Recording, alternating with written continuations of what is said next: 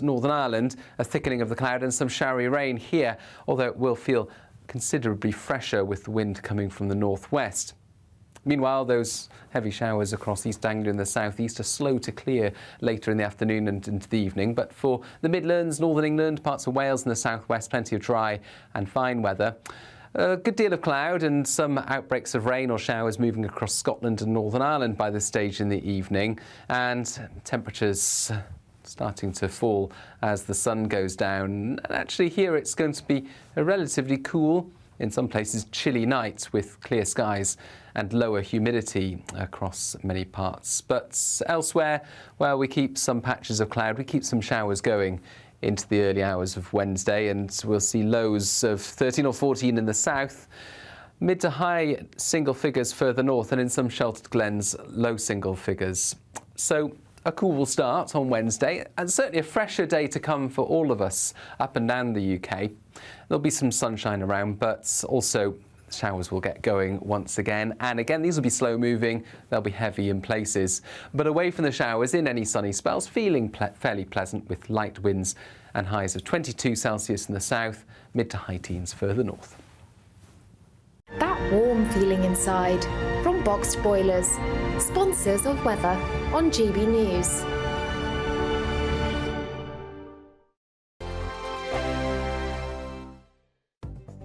The latest GB News travel. Good morning, I'm Russell Holding. In the Scottish borders, there are road closures around Kelso until 9 o'clock tonight for the Men's British Cycling Tour of Britain. The M6 in Warwickshire is partly blocked northbound by an accident between junctions 1 and 2 from Rugby to Coventry, causing delays. On the M5 in Worcestershire, there's a lane closed southbound after an accident between junctions 4A and 5 from the M42 to Droitwich, with queues back beyond junction 4 at Bromsgrove. On the M1 in Northamptonshire, 2 out of 4 lanes are closed northbound after an accident between the Newport Pagnell services and junction 15 at Northampton, causing long delays. The A1 in Cambridge is partly blocked southbound at the Barnet turnoff south of Stamford, with long delays. The queues back to the Empingham turnoff. In Pembrokeshire, the A4139 is closed each way to the southwest of Tenby between Jamestown and Penally after an accident. And in Bristol, Kensham Road at Willsbridge is closed because of a burst water main. You can stay up to date throughout the day by visiting our website gbnews.com. Nana Queer, weekends from 3 p.m. Angela, what have we got?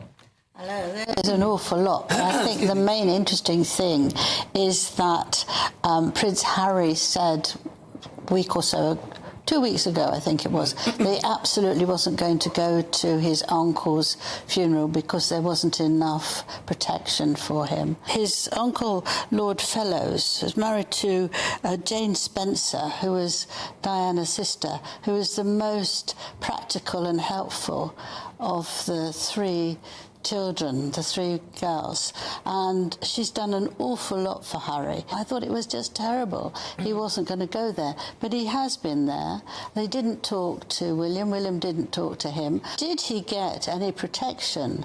Who knows? And if he didn't, if he takes the government to court yet again, they would say, well, look, we managed without that, but we don't know about that.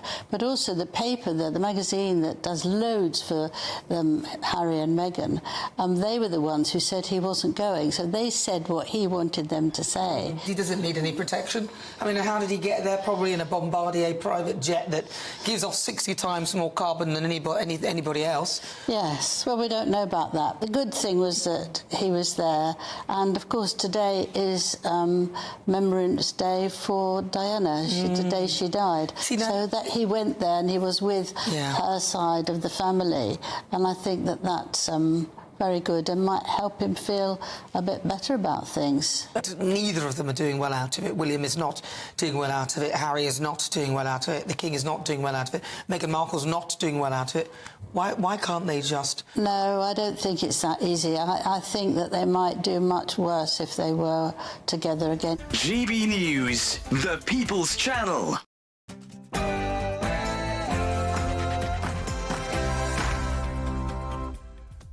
It's good morning, 9:30 on Tuesday, the 3rd of September. Live across the UK, this is Britain's Newsroom with Andrew Pearce and Nana Acquia.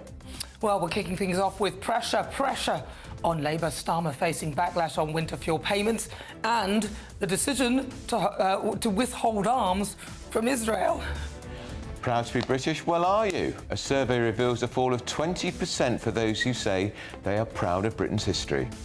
Tugendhat for Tory leader. Shadow Secretary Minister Tom Tugendhat is launching his campaign for leadership of the Conservative Party. We'll be watching that live. And the Great British Railway legislation is being fast-tracked through the Commons to renationalise our railways. But is this what's best for passengers?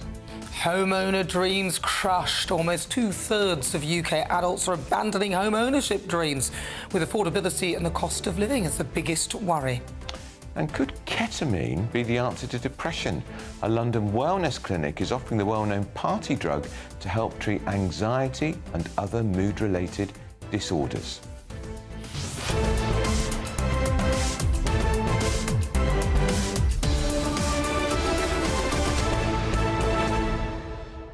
I was wondering, how old were you when you bought your own home? Did you buy a house? Have you ever? I bought my first house, I think, when I was 22. And I can remember it cost £19,000. Oh, my God. It was a little tiny semi-detached in Worcester. Oh, it's lovely. I bought my first house and it was £95,000 in London. Right. Little two-bed Victorian thing. Where would you find that now? You would never find that now. You'd be lucky to find a garage for that. You would, I know. Unbelievable. And now, of course, if you get to 35 and you haven't got a home, this report suggesting you're never going to own your own home. But then what's the point? They take it off you anyway. If you end up with Alzheimer's, you might as well just not bother. That's what I think. But what do you think? We'd love to hear your thoughts. Send us your views, post your comments, gbnews.com/your say. But first, let's get your latest news.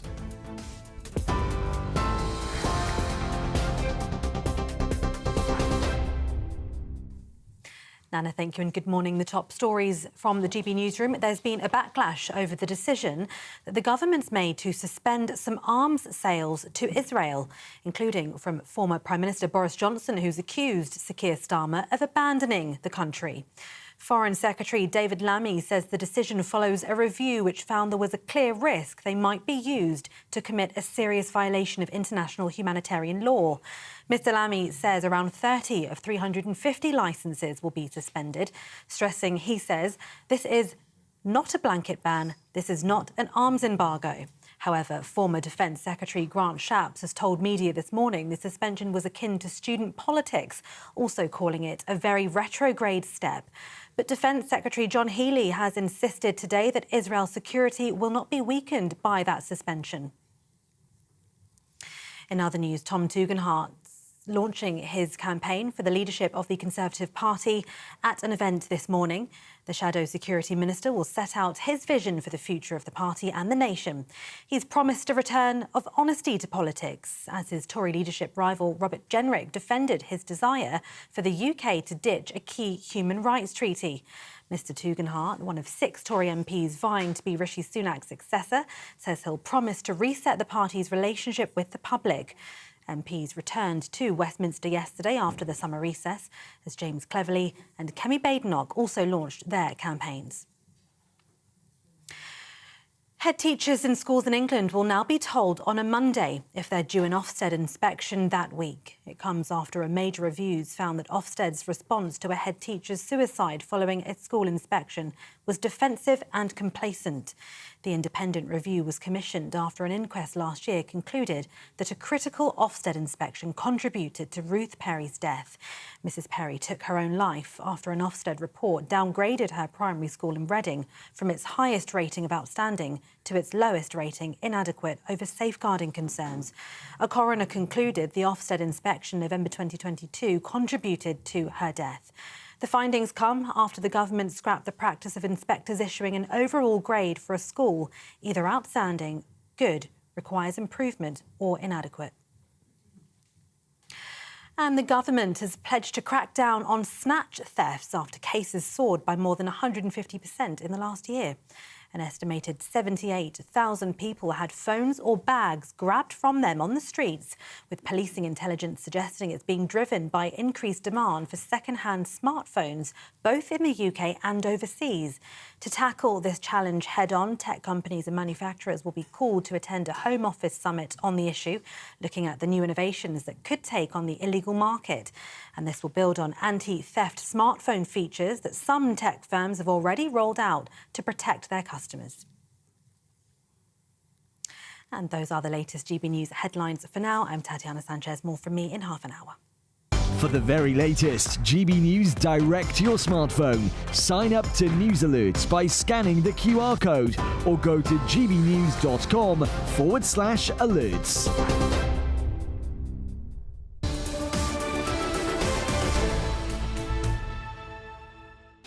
Well, good morning, hello and welcome. This is Britain's Newsroom. We're live across the United Kingdom on GB News with Andrew Pearce and Nana Acquia. Well, the Labour Party's under pressure, the government that is, of course, of the growing backlash on winter fuel because they're not going to permit a vote or a debate on it in the Commons. So it's going to be the Tories have had to launch a petition to try to oppose it. But there is some now resistance from within the Labour Party itself. The government is also under the spotlight for its decision to suspend some arms sales to Israel, with David Lammy's timing being questioned after the killing of 6 hostages in Gaza. Well, joining us now, former editor of the Sunday Mirror, Paul Connew. Paul, let's start with the winter fuel payments. Now, they are not going to allow a vote or an actual discussion about this. Does it not feel like the Labour Party are throwing their weight around a little bit here? Well, it's interesting that a Labour MP, Neil Duncan Jordan, who's the first ever Labour MP for the rather affluent area of Poole, although he only has an 18-seat majority, he's actually calling, for a debate in the Commons. And my information is there are up to 40 or 50 Labour MPs who, if it did go to a vote, would actually rebel, either by voting against or abstaining, which would be a problem. I'm a Labour supporter, but would be a problem for Sir Keir Starmer. I mean, he suspended the 7 MPs who rebelled, over the 2-child benefit cap recently, but could he afford to do it if there were 40 or 50? So it's an interesting scenario, but certainly he's under a lot of pressure, and I'm sure it'll be a burning issue tomorrow to the first PMQs of the new session. Yeah, and we've got Treasury questions today, Paul. So the Chancellor, Rachel Reeves, will be on her feet in the Commons and she will be challenged about it. And of course, at some point, even though because the government control the Commons agenda, at some point the Tories will be able to have an opposition day debate, and there will be a vote at that. It won't be what they call a meaningful vote, but that would be an opportunity for Labour MPs to protest. It would be. Rachel Reeves is under a lot of pressure on this, and she was determined to stick by it, judging by the piece she wrote in The Observer on Sunday. But I'm not convinced that Labour aren't going to have to at least backtrack to a degree. That veteran former cabinet minister and a man often of great common sense, Alan Johnson, came up with a proposal I heard about 10 days ago, where he argued the case for a sliding scale, similar to income tax, where depending on your income level, rather than the rigid thing of whether you claimed benefits or not, should be the criterion. It's an interesting idea. I suppose the argument against it would be it might prove very expensive in terms of administering that, but who knows? But certainly it would be a more just system. And the public, I mean, you're seeing the Age UK petition, on its website has now got over 500,000. People, opposing this. So it's a very tricky one for the government, and whether they can hold firm on this one, I question. I don't know why they just sometimes, Paul, it's a new government, there's goodwill towards a new government normally. Why don't they just say, actually, we've taken soundings, we've got this wrong, we're going to think again? Well, I think they should think again, and I wouldn't rule out that happening. I don't think there can be a complete reversal, but I think there could be some fine-tuning, and I think the Alan Johnson idea might be one way that they could go. I mean, the flip side of the coin, of course, is when you see social media posting by rich pensioners boasting about how they spend their winter fuel payments to buy a crate of vintage champagne. But that's just a few people. I mean, you couldn't make a policy based on that, just around a couple of people who can afford it.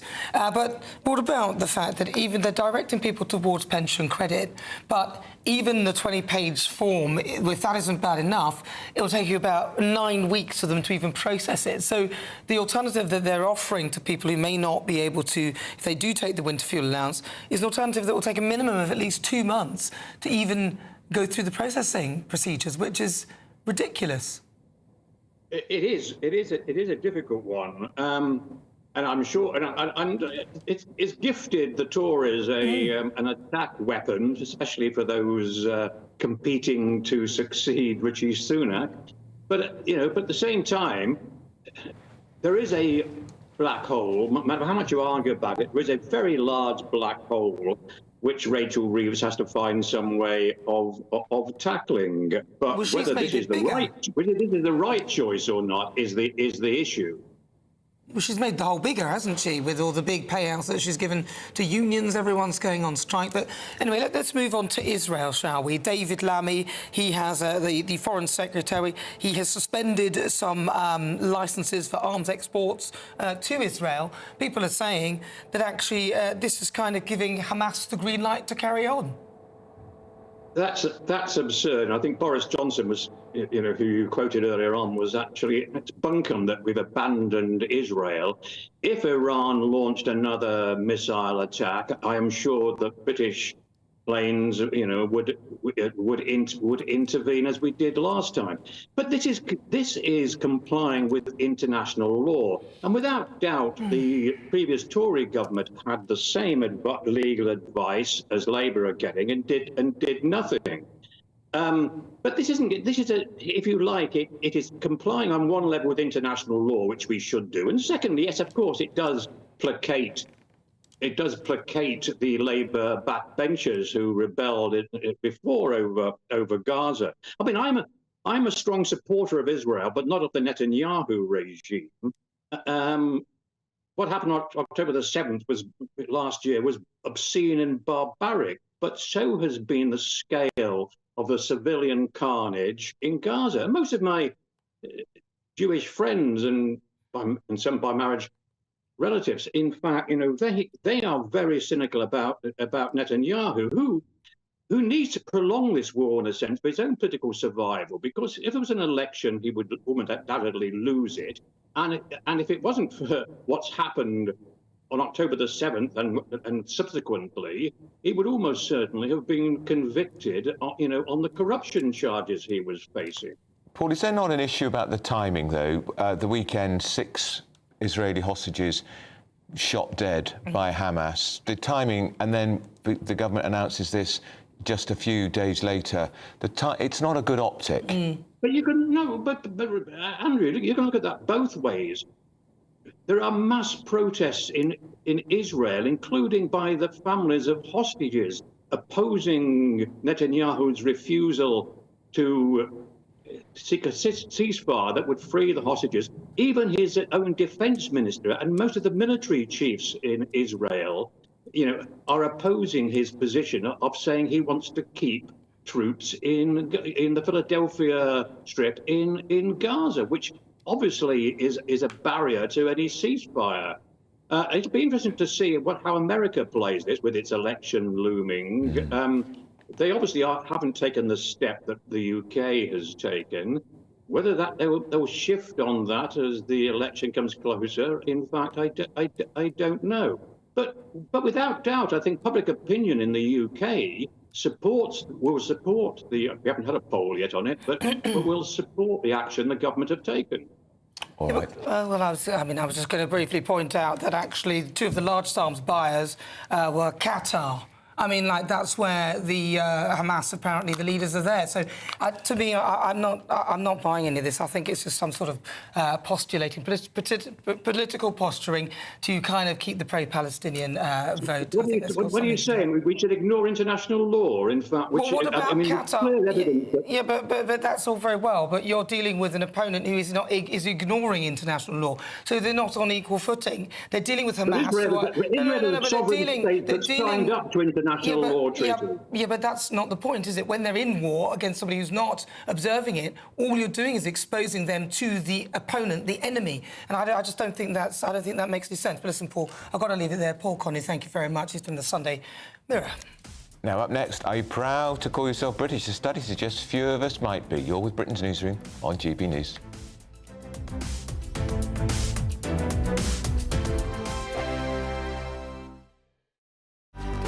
Good afternoon, Britain. Your lunchtime update on the stories that matter across the UK. From breaking news and insightful analysis, inspiring stories and lively debates. You're comparing yourself to a former Prime Minister. Which is it? Stay informed, stay updated, stay entertained. I just don't know how anyone would not want to be there. Every weekday from midday. We are Good Afternoon Britain, only on GB News. Britain's news channel. I'm Andrew Pearce. This is GB News, the People's Channel, Britain's news channel.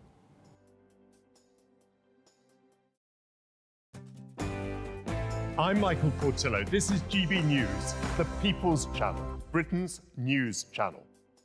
This is GB News, Britain's news channel. You'll relate to this one. We've all been there, haven't we? Tensions high in the car as you head off on the latest adventure or holiday during the summer break. Now, with the average family set to spend about 3.5 hours a week together in the car driving on the roads during the holidays, new research has shown that our relationships could be tested to the limit. Yes, figures show that 21% are having arguments for simple things like the driver going the wrong way, which we were saying is not actually very simple. That's very serious. I was going to say that. I'm surprised it's just 21%. Yeah. If I was going the wrong way down the road, you'd know about you'd hear from me. A further 20% squabbling over how their partner drives, yes, and 25% admitting to being more prone to rowing when their kids are misbehaving. It's a lot to deal with, isn't it? Fair enough. Well, we're joined now by dating and relationship coach and author Persia Lawson. Good to see you this morning, Persia. What is it about being in a car that just makes things so tense? Well, I think it's probably quite obvious, isn't it? It's the fact that we are in a confined space, we can't go anywhere, and it can just really create so much tension and stress, especially if you and your other half or a family member, whoever you're in the car with, are going through a little bit of a tricky time. And if it's really hot outside, that doesn't help either. So inevitably, it creates a lot of irritation and bickering, I would say, from my experience. And what is it about children? If you add children into the mix, it just makes things very, very difficult, doesn't it? Well, yeah, because there's a lot of, are we there yet? Yeah. Kicking the back seat and just squabbles, kicking the siblings. So adding children into the mix is just going to turn the heat up on that tension. GB News, the People's Channel. I'm Bev Turner. Thank you for joining us on GB News, the People's Channel, Britain's news channel. I'm Michelle Dewberry, and this is GB News, the People's Channel, Britain's news channel.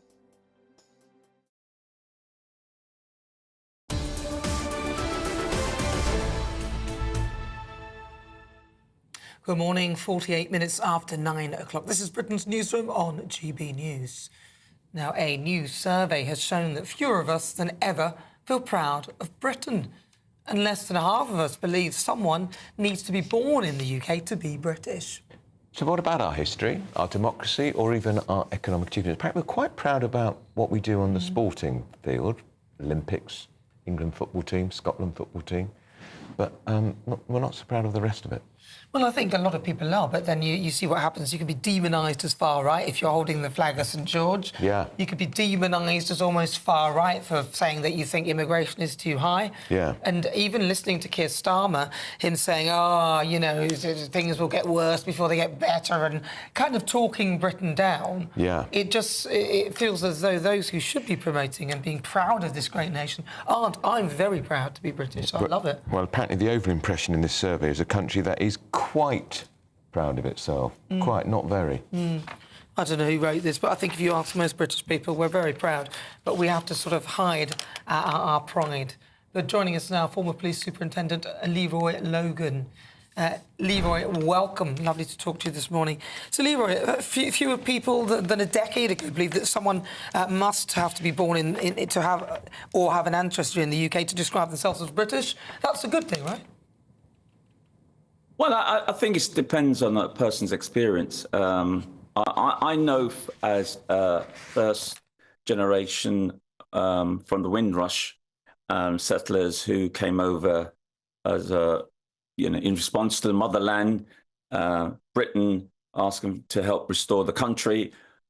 How they were treated, and I saw firsthand how my parents found it difficult to even get a job, much less get a roof over their head, and really try and not just survive but strive and achieve their true potential. So having seen that, you feel like you're not being valued, and then on top of that, you hear you've got a tolerant society, and you think to yourself, tolerate means you just put up with people. And again, it doesn't give a sense of being valued, being appreciated, and it gives a negative connotation of what being part of this country can be.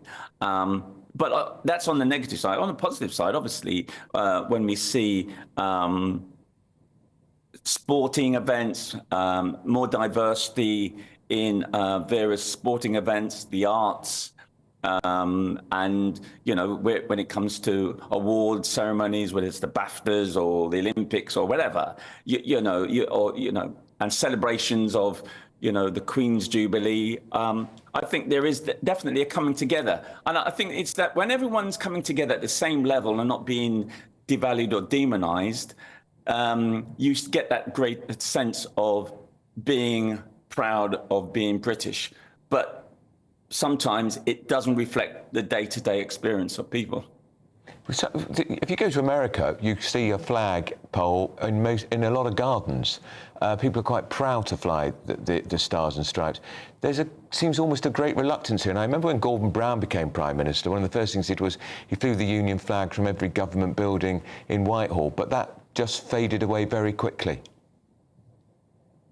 Yeah, I suppose in some respects, the Union Jack, again, has been used and hijacked in so many ways, especially by the far right and the populists. It used to be the George flag, and the way in which they use that as a way of scaring people. I remember as a youngster when that flag was used, you'd think, okay, there's going to be trouble. There's going to be racial tension at least, and sometimes lead to violence. So, that's the thing for me. It was trying to disaggregate, but at least it didn't stop me from joining the police service in 1983. I was able to really filter through and process all the issues I'm dealing with, and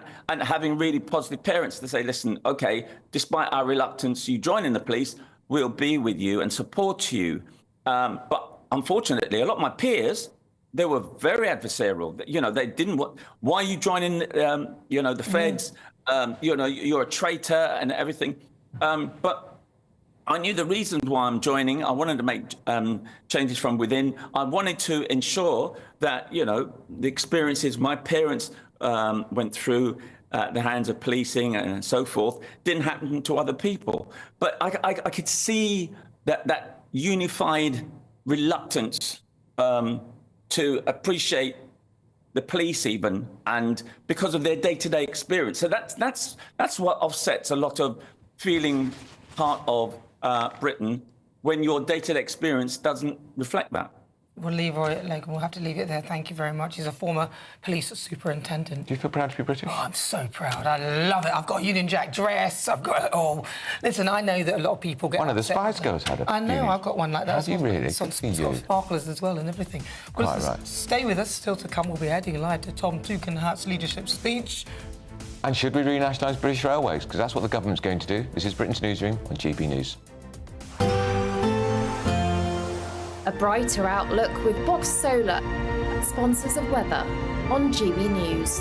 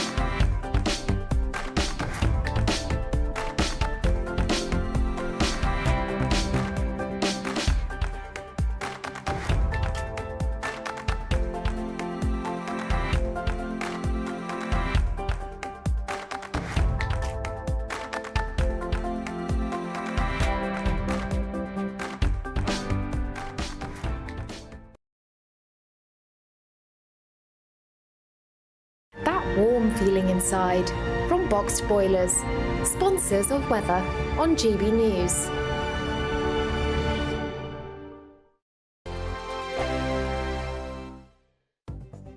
The latest GB News travel.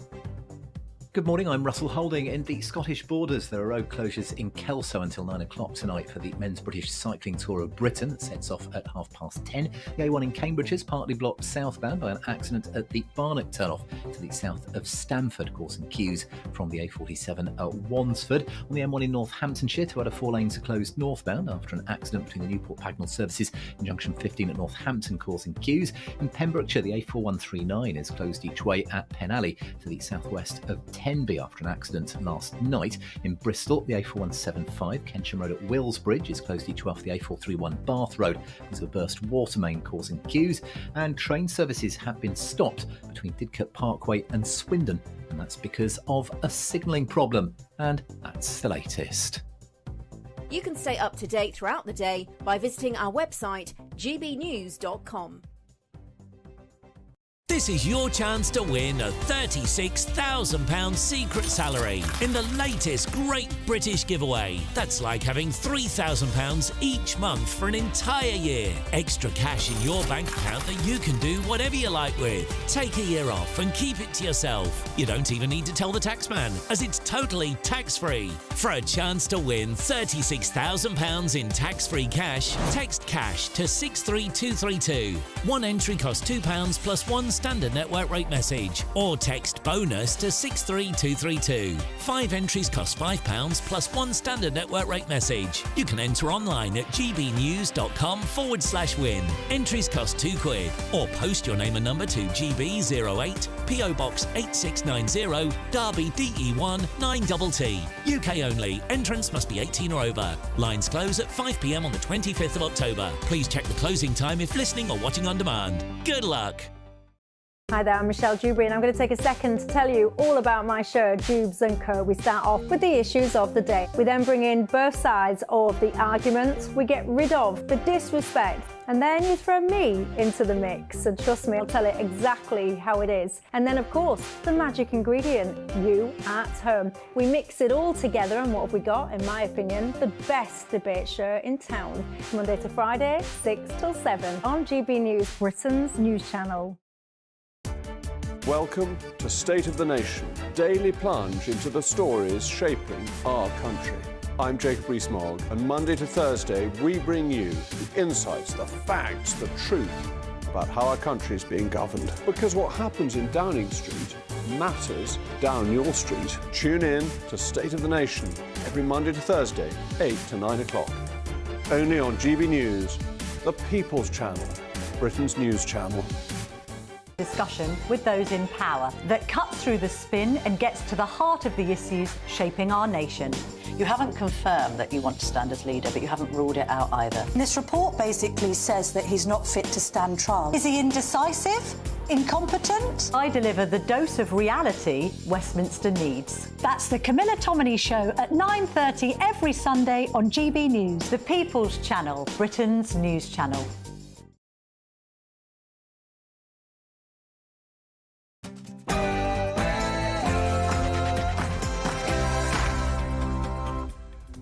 Good morning, it's 10 o'clock. It's Tuesday the 3rd of September. We're live across the United Kingdom. This is Britain's Newsroom with Andrew Pearce and Nana Acquia. Tugendhat Tory leader, the Shadow Security Minister Tom Tugendhat is launching his campaign to be leader of the Tory party. We'll be watching it live. Homeowner dreams are crushed. Almost 2/3 of UK adults are abandoning home ownership dreams, with affordability and cost of living as their biggest worry. And the Great British Railway legislation is being fast-tracked through the Commons to renationalise our railways. But is that what's really best for the passenger? And could ketamine be the answer to depression? A London wellness clinic is now offering the well-known party drug to help treat anxiety and other mood-related disorders. Yes, So there's lots going on today, There is. Parliament is back at second day today. I was in the House briefly yesterday. There is so much talk about the winter fuel allowance. But then they're trying to sort of suppress that conversation. Yeah, they are. Labour don't want to debate on it. They don't want to vote on it. And at some point, the Tories will push for it. But I thought we might have had an emergency statement at some point this week on the blimmin' riots. Well, you would think so, or even something on Carnival, or any of the things that have been happening. I suppose they might argue that it's recessed, but we'd love to hear all of your thoughts. Post your comments. Well, not all of them, perhaps not. gbnews.com/your say. But first, let's get your latest news with Tatiana Sanchez.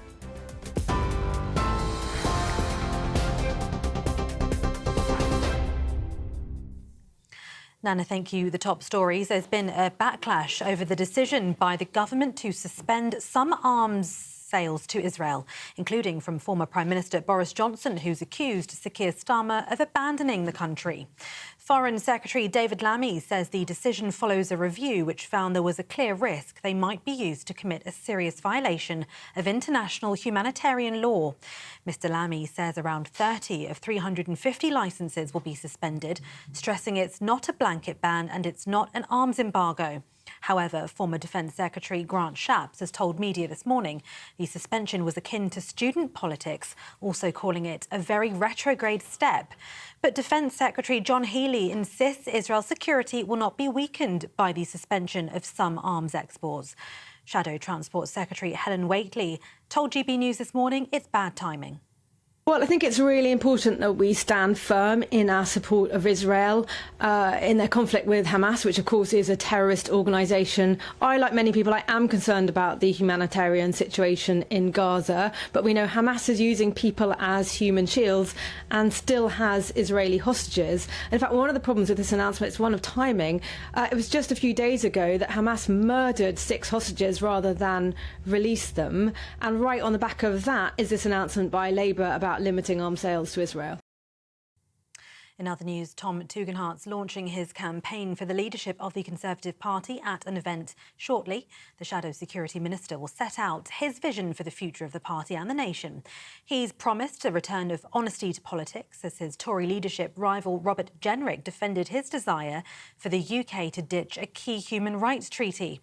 Mr Tugendhat, one of the 6 Tory MPs vying to be Rishi Sunak's successor, says he'll promise to reset the party's relationship with the public. MPs returned to Westminster yesterday after the summer recess, as James Cleverly and Kemi Badenoch also launched their campaigns. Head teachers in schools in England will now be told on a Monday if they're due an Ofsted inspection that week. And it comes after a major reviews found that Ofsted's response to a head teacher's suicide following a school inspection was defensive and complacent. The independent review was commissioned after an inquest last year concluded that a critical Ofsted inspection contributed to Ruth Perry's death. Mrs Perry took her own life after an Ofsted report downgraded her primary school in Reading from its highest rating of outstanding to its lowest rating, inadequate, over safeguarding concerns. The findings come after the government scrapped the practice of inspectors issuing an overall grade for a school, either outstanding, good, requires improvement or inadequate. Now, 2 teenage boys have been charged with the murder of a 13-year-old. West Midlands Police says Josiah Coke died after he was stabbed at his home in Albury last Thursday. The 2 teenagers, who cannot be named for legal reasons, were arrested on Sunday.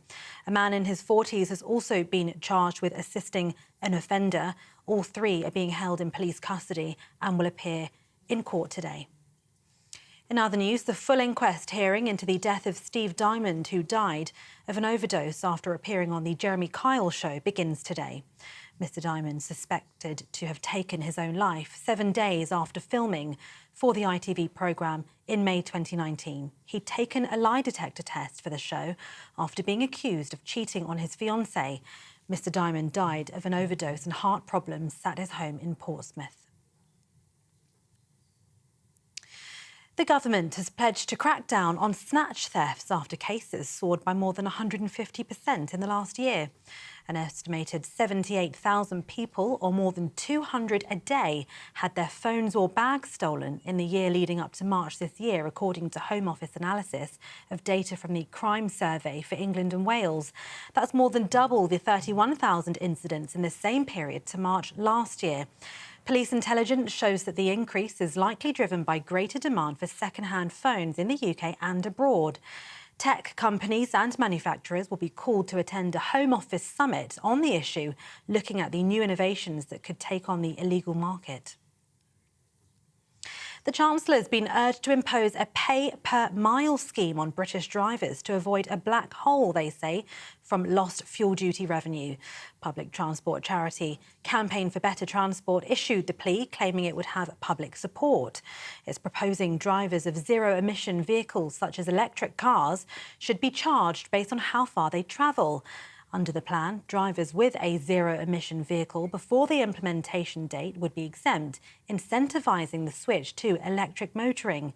Duties levied on petrol, diesel and other fuels generate around £25 billion a year in revenue for the Treasury, and that figure is expected to fall as more drivers transition to ZEVs.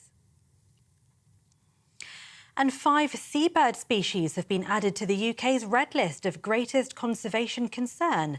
The new entries include the Arctic tern, known for its incredible migration, the great skua, or pirate of the sea, and 2 types of gull. The UK is known for its colonies of seabirds nesting in huge numbers on cliffs, but populations are plummeting amid a host of pressures from climate change to a lack of food. The Royal Society for the Protection of Birds is calling for urgent government action to address the issue. And those are the latest GB News headlines for now. I'm Tatiana Sanchez. More from me in half an hour. For the very latest GB News direct to your smartphone, sign up to News Alerts by scanning the QR code or go to gbnews.com/alerts.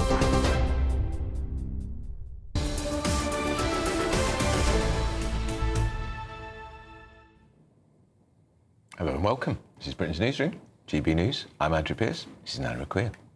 Right, well, let's move on to legislation to renationalise rail services in Britain has been fast-tracked through Parliament after the government are calling years of unacceptably low performance.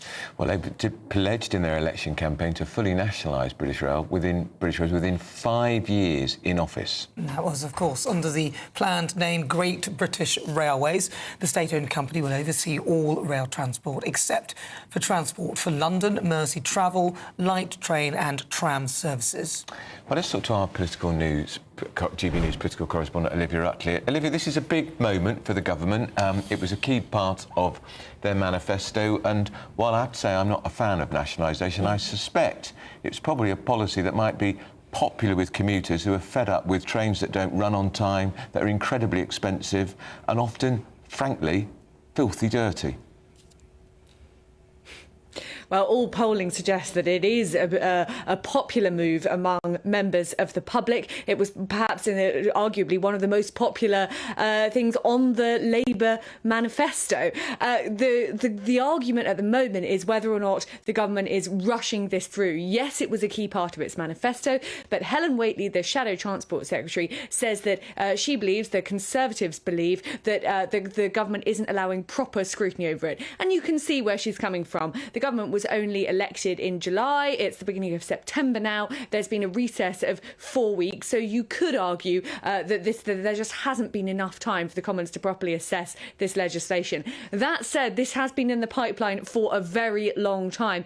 As you say, Andrew, the privatised railways haven't been working very well for a long time, and there are plenty of Conservatives who believe, if not that the railways should be nationalised, that the current franchise system sort of isn't working particularly well. Labour definitely has a mandate to push through on this. It's just a question of how quickly they're doing it. This is the first opportunity, really, for the Conservatives to get their claws into the Labour Party. But of course, with the size of Labour's majority, there is no doubt that this legislation will go straight through the Commons with no issues. And as my understanding, Olivia, the way it will be nationalised, when the franchises expire, they've reached the end of their time limit, that's when they'll be taken into public ownership. But is there going to be a cost?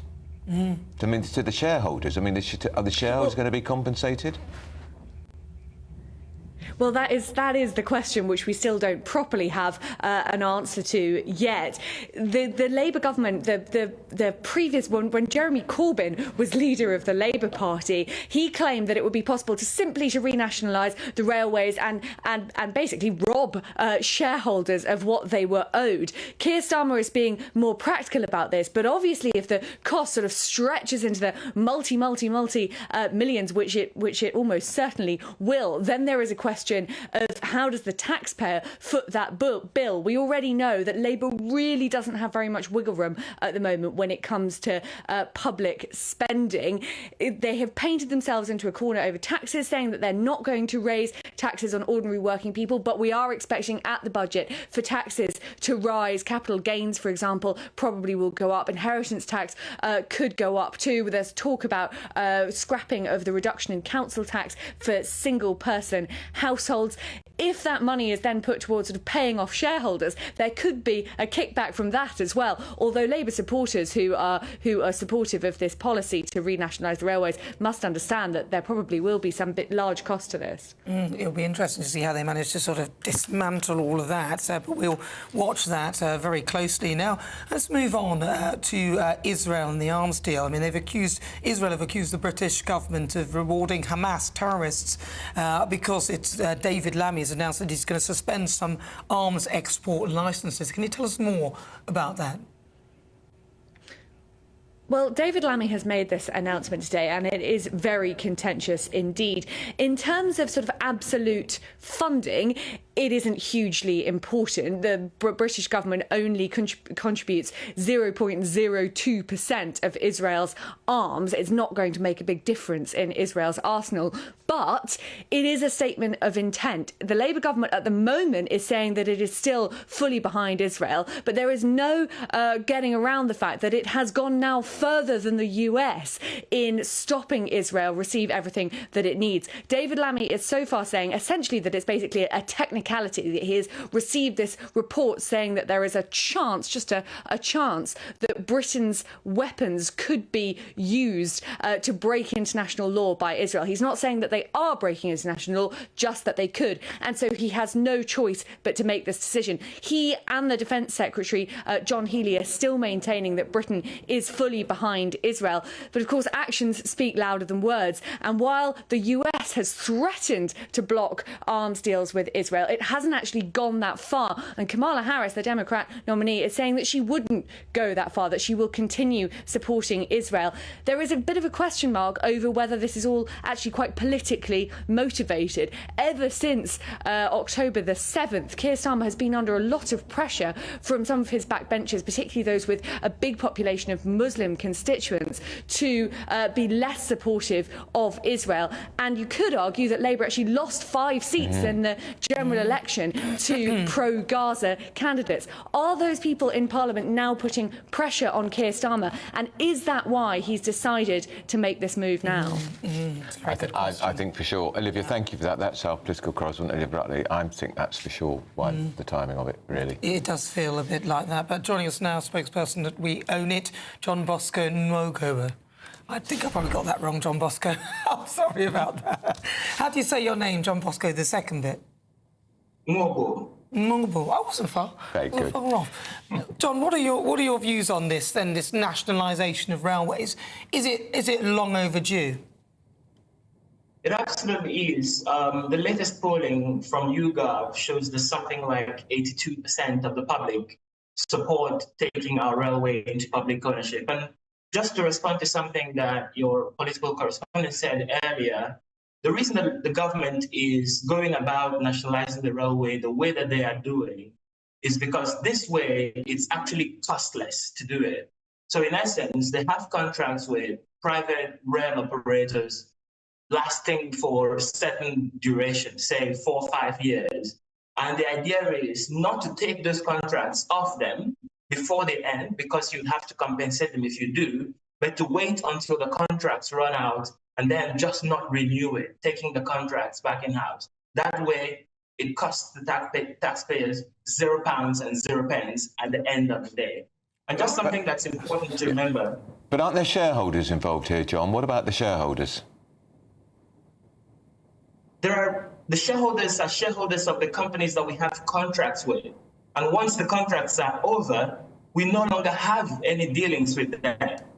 Now, if we're talking about taking over the rolling stock companies, the companies that own the trains themselves. So we have rail operating companies, the people that operate the trains, and then we have rolling stock companies, those that own the trains themselves. Then I think we could be talking about shareholders there. But I think that there are things that the government could do on that front, such as creating their own rolling stock company and buying all new trains from manufacturers directly. Things like that could go even further to save money for the public purse and bring more investment into the railway system. Just something that's important to mention is that by removing privatization from our railway system, we could be saving up to £1.5 billion every single year, money that's currently going out in profits or money that's wasted as a result of fragmentation due to privatization. That money could actually go toward cutting rail fares by about 18%. Come on, John. When have you ever seen any fares go down? I mean, come on. It's a lovely idea, and maybe it will work, maybe it won't, but I do not for 1 minute believe that the price of travel will be reduced by it being renationalised. What happens to the railway lines as well? Is that a separate entity, or is it just the rolling stock, or is it just the trains? What will happen? Is it the entire thing? So there is the rolling stock, the trains themselves, and then of course we have the rail operating companies, the companies that go lease the trains from the rolling stock companies and operate them on the tracks. The track itself is owned, it's currently publicly owned by Network Rail. So that bit, if you may remember, in the mid-1990s was actually privatized, was privatized before that, but in the mid-1990s, Railtrack, the company that owned it, oversaw a series of disastrous accidents because they did not invest into the system. And Tony Blair's government actually made the decision then to take them into public ownership and keep them permanently in public ownership. And it's thriving at the moment. Where we're seeing the crisis is with these private companies. All right, John Bosco, thank you very much. Really good to talk to you. That's John Bosco. He's from the spokesperson for We Own It. Well, still ahead, we're going live to Tom Tugendhat's leadership event. Bet you can't wait. I can't wait, yeah. But up next, we're going to go into the papers with Nigel Nelson and Piers Possinger. You're with Britain's Newsroom on GB News.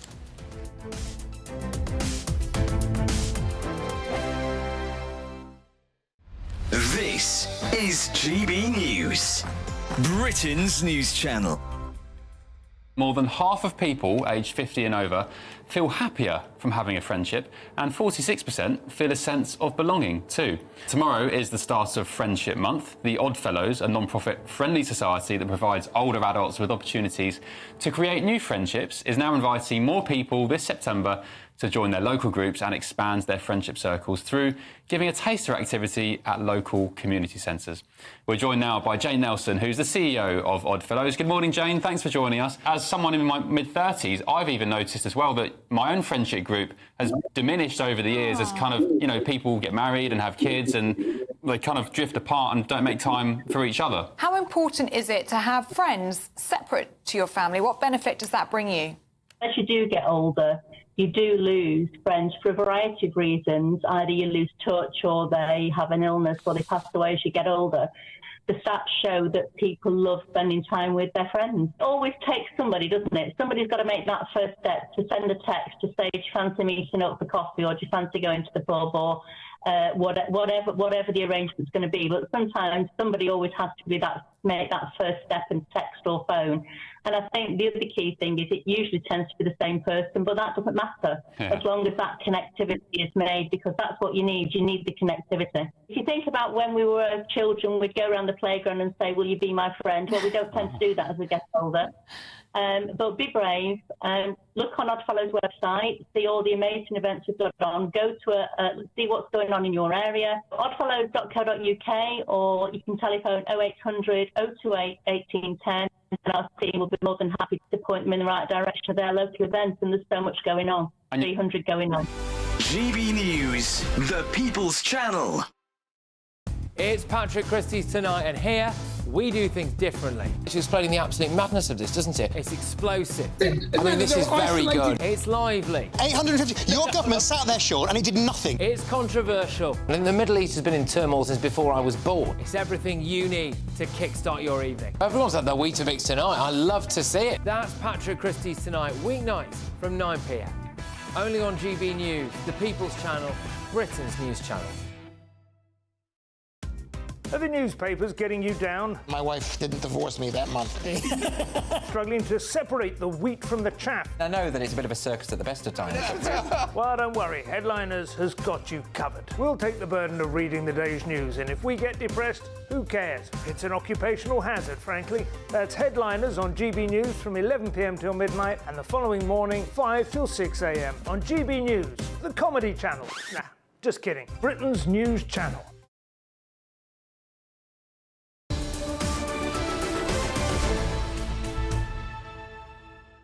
10:21, this is Britain's Newsroom with Andrew Pearce and Anna Aquia. We are joined by the legends that are Nigel Nelson and Piers Pottinger. They always have fantastic fallouts, which is why they're such legends. And what are you going to fall out today, gentlemen?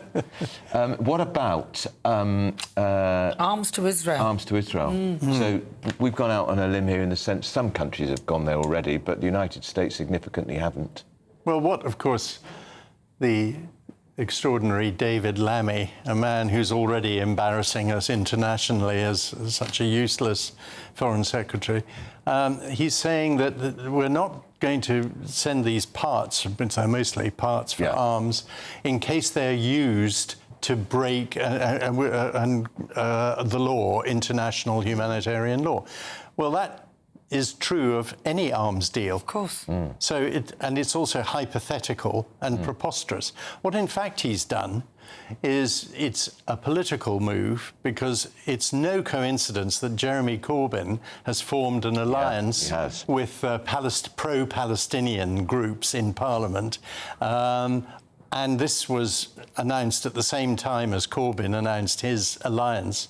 And I'm sure it was to unsettle and distract from Corbyn's move, and also partly to show support for the Palestinian supporters within the Labour Party.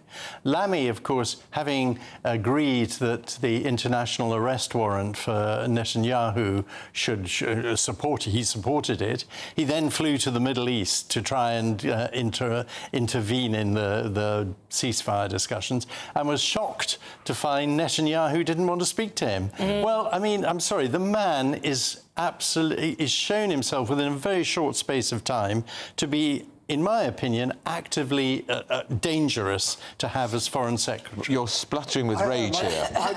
Piers, I think that's tosh. I mean, all of it, the idea it's got anything to do with Jeremy Corbyn, I think, is a nonsense. I think he's got a point, particularly about the independent MPs. Labour lost 5 seats. That's right, they because did. of the Gaza situation. But I mean, and they could lose more.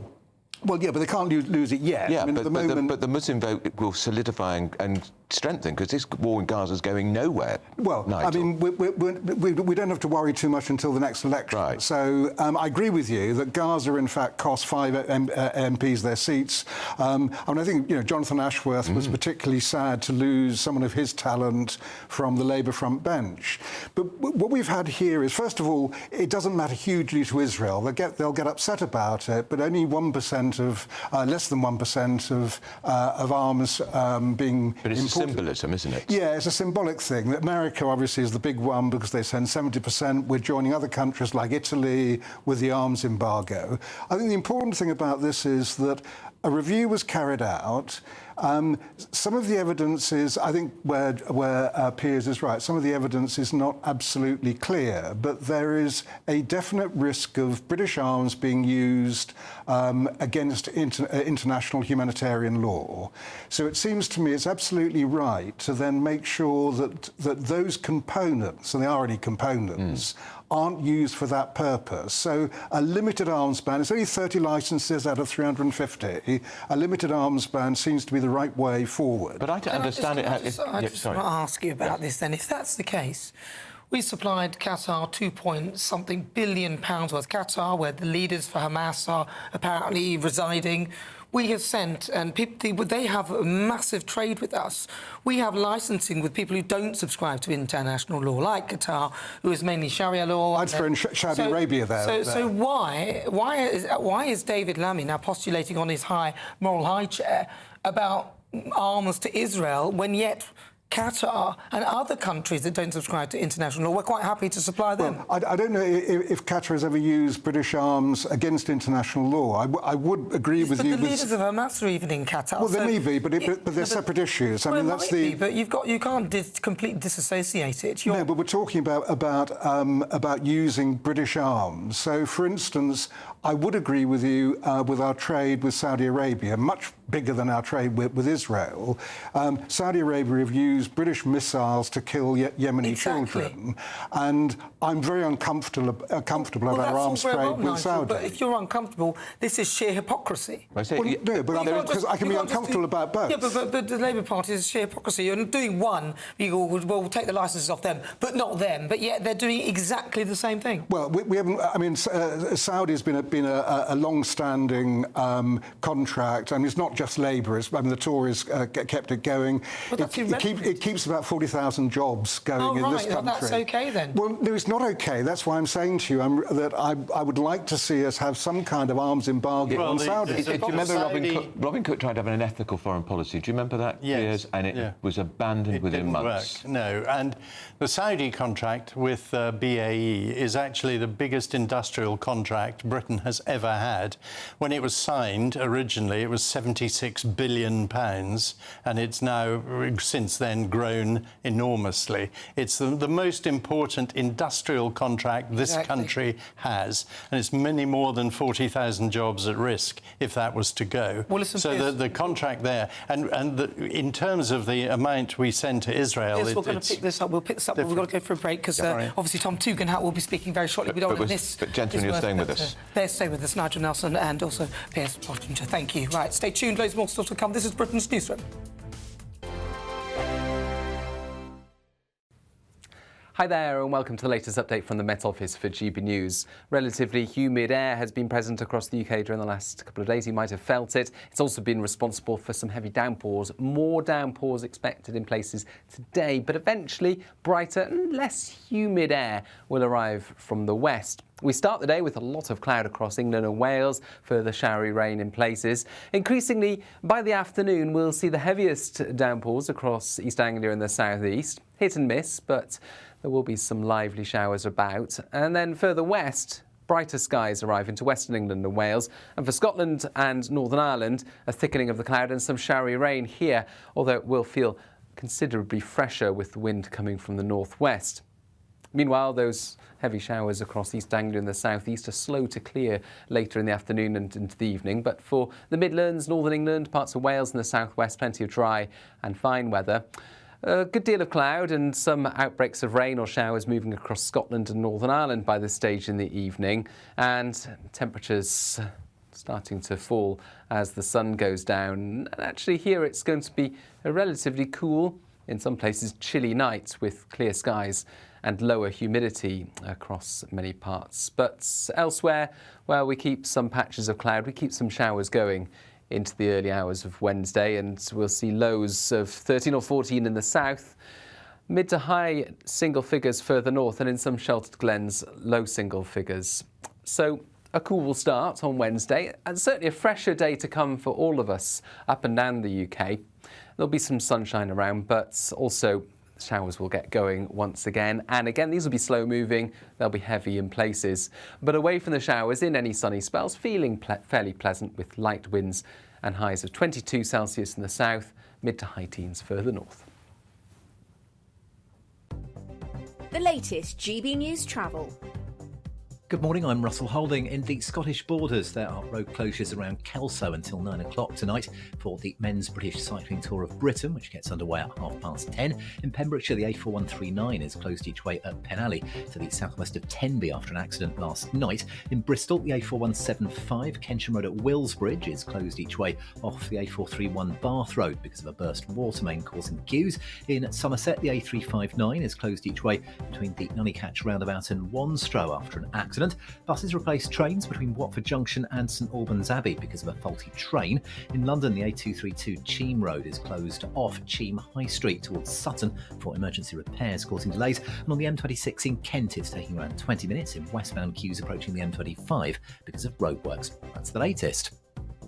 You can stay up to date throughout the day by visiting our website, gbnews.com.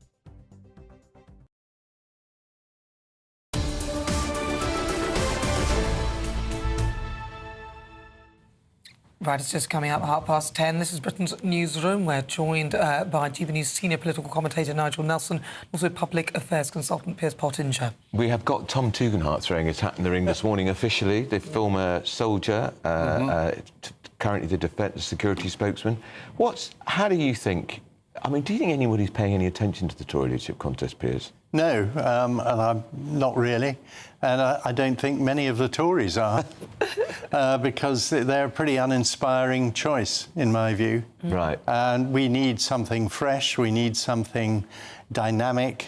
The Conservatives have lost their way, and they need a redefining if they're going to have any hope of coming back in 5 years' time. Otherwise, increasingly, the centre-right will move towards reform.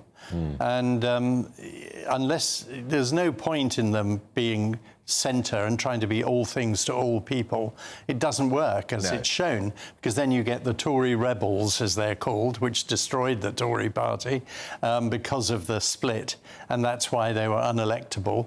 And there have to be one party with a clear vision, a clear set of principles, and hopefully some policies that are going to actually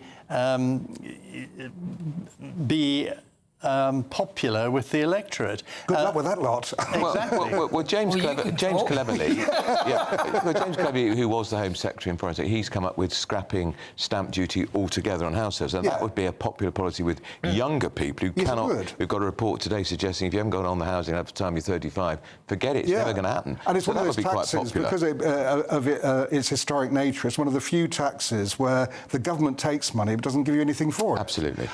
So stamp duty will be a popular one. It costs about £2 billion to get rid of it, so you'd have to find the £2 billion.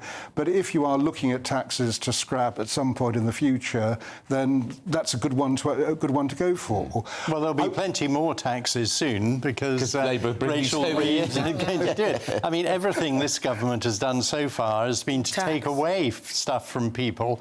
There's nothing positive they've done at all. There's nothing to stimulate growth, and it's really. I mean, they've also lied. I mean, Ed Miliband said they promised they were going to cut the energy bills. £300 a year. And of course, it's the absolute this reverse. Is by the end of the end of this Parliament. They weren't talking about being able to cut energy bills by 300 quid in the first. But they didn't tell us that pensioners' energy bills are going to go up by nearly £500. No, I mean the winter fuel allowance is a whole different ball game, and I think that I would like to see Rachel Reeves. I was talking to Nana about this on at the weekend, but would like to see Rachel Reeves put that in, keep the allowance, but put it into the basic state pension so it's taxed. That way, wealthier pensioners would pay a substantial proportion of it back, and she would still save money. Why doesn't she do that? Is it expensive to administer? Well, the reason she hasn't done it, and I think she needs to explain in detail why not, is that she needed £1.4 billion now, instantly, before the end of the year. There's very few ways of being able to get that without cancelling the winter. Well, there were lots of ways of getting that because they gave much more than that in absurd pay rises to their trade union paymasters. The pay rises were already costed in. Well, they weren't 10 billion. Sorry, 10 billion. Well, 6 billion is the figure that's on the government's books. I didn't know they were going to pay the train drivers 15%. Well, at what stage? Who costed them in? Well, they didn't talk about that in the election campaign. In the financial statement that Rachel Reeves released when she mentioned the business about the winter fuel allowance, that the pay rises were also costed in. They were costed at 6 billion. But she gave pay rises. And that comes from cut. Yeah, but it was costed in as a point I'm making. But I thought the figure was not part of the black hole. Isn't the figure 10 billion? It is part of the black hole. No, it's not. It is. No. The black hole that seems to be... Well, I think it is. Well, it's not. The black hole was the bit that was left by the Tories, and we can argue about how big it is, whether or not it's the 20... How big do you think it was? Well, I mean, I can only go on Rachel Reeves' figure of 22 billion. I would like to see that broken down so I can understand exactly... Everyone would like to see it broken down. You see bits of it. I mean, last week we discovered there was a report that came out that the Home Office had budgeted 110 million every year to look after asylum seekers, and every year they spent 2.3 billion. That goes into the black hole. Right. OK, so back to the Tory leadership contest. Who does Labour fear out of those candidates? I'm not sure Labour fears any of them, because I doubt very much whoever wins this time round will be there by the time of the election. We're looking at this kind of Ian Duncan Smith figure here. Yeah. And I'm sure the Tories will change leader at least once, if not twice, before we get to 2029. And for once, I agree with Nigel. I think it probably won't be... Whoever wins this time round will probably not be the person leading them into the next election. And actually... Because you think the polls, they won't be able to shift the polls? Well, I think if they're not scoring a lot of points, and I don't see any of these, other than maybe Kemi Badenoch, scoring enough points to keep them popular with the MPs. And don't forget that it's the MPs that count, not really the members of the party, even though they have a vote, which I actually think doesn't make it doesn't mean much, because the leader has to lead the people in the House, the members of Parliament, and have their support and confidence. And if they don't have that, there's no point in having a leader. What about Priti Patel? I mean, she laid her cards out earlier on. I think she's made a lot of mistakes. I think she's deeply unpopular in certain sectors of the party. I'm not sure how bright she is. I would put Kemi Badenoch as number one. I think it's between her and Jenrick. I hope it's not Jenrick. I don't think much of him. There is a view that Mel Stride, who's the dark horse, no one's ever talked about him, could be a caretaker leader, rather like the Ian Duncan Smith figure that Nigel was talking about. And Stride is an unknown quantity to some degree, but very experienced parliamentary-wise. Yes, he was chairman of the Select Committee. And he was leader of the House. Yeah. He actually has quite a lot of quiet support, and he may spring a little bit of a surprise in the first round of voting. What do you think about that? That's quite interesting. Everyone I've talked to reckons that Mel Stride will go out in the first round tomorrow. I mean, that's been that's why I'm interested in what Piers says, that's been sort of the conventional wisdom amongst the MPs that I've talked to. I don't think Priti Patel is actually a busted flush. I think that she won't appreciate my endorsement or anything, but I can see her coming through the middle. Right. What she's done is that she's been trying to unite both the right and the left. And one of the things I think Piers is right about, the Tories have to decide between now and the next election what they want to be. Yeah. And so the starting point would be somebody who could actually span both left and right. And Priti Patel's campaign has very much been on that kind of line. But they've got the big issue, which the previous leaders haven't had, reform. And that is the big issue. And if you look at what's happening in the rest of Europe, where the right of centre parties are gathering momentum. We saw in Germany very recently, and also, of course, in France, where the situation is very dire because France has got a terrible economy. Macron can't appoint a prime minister still since their election. They're without a prime minister because the president can't find someone who's acceptable to them all. And the far right are the beneficiaries of this situation. In Italy is the far right. And Germany, very sinister there, obviously, the far right gaining momentum because people are fed up with centre ground. And because their economies are struggling and the centrists and leftists have shown to be incompetent at running these economies, people are turning to these further right. And that means that Reform have a big opportunity. I must say, since the election, I think that Reform haven't done terribly well because they seem to have disappeared. All we've got is Nigel Farage talking a bit about pub smoking, which, I mean, sorry, let's talk about the big issues. Again, the Reform's problem is they've only got a handful of MPs.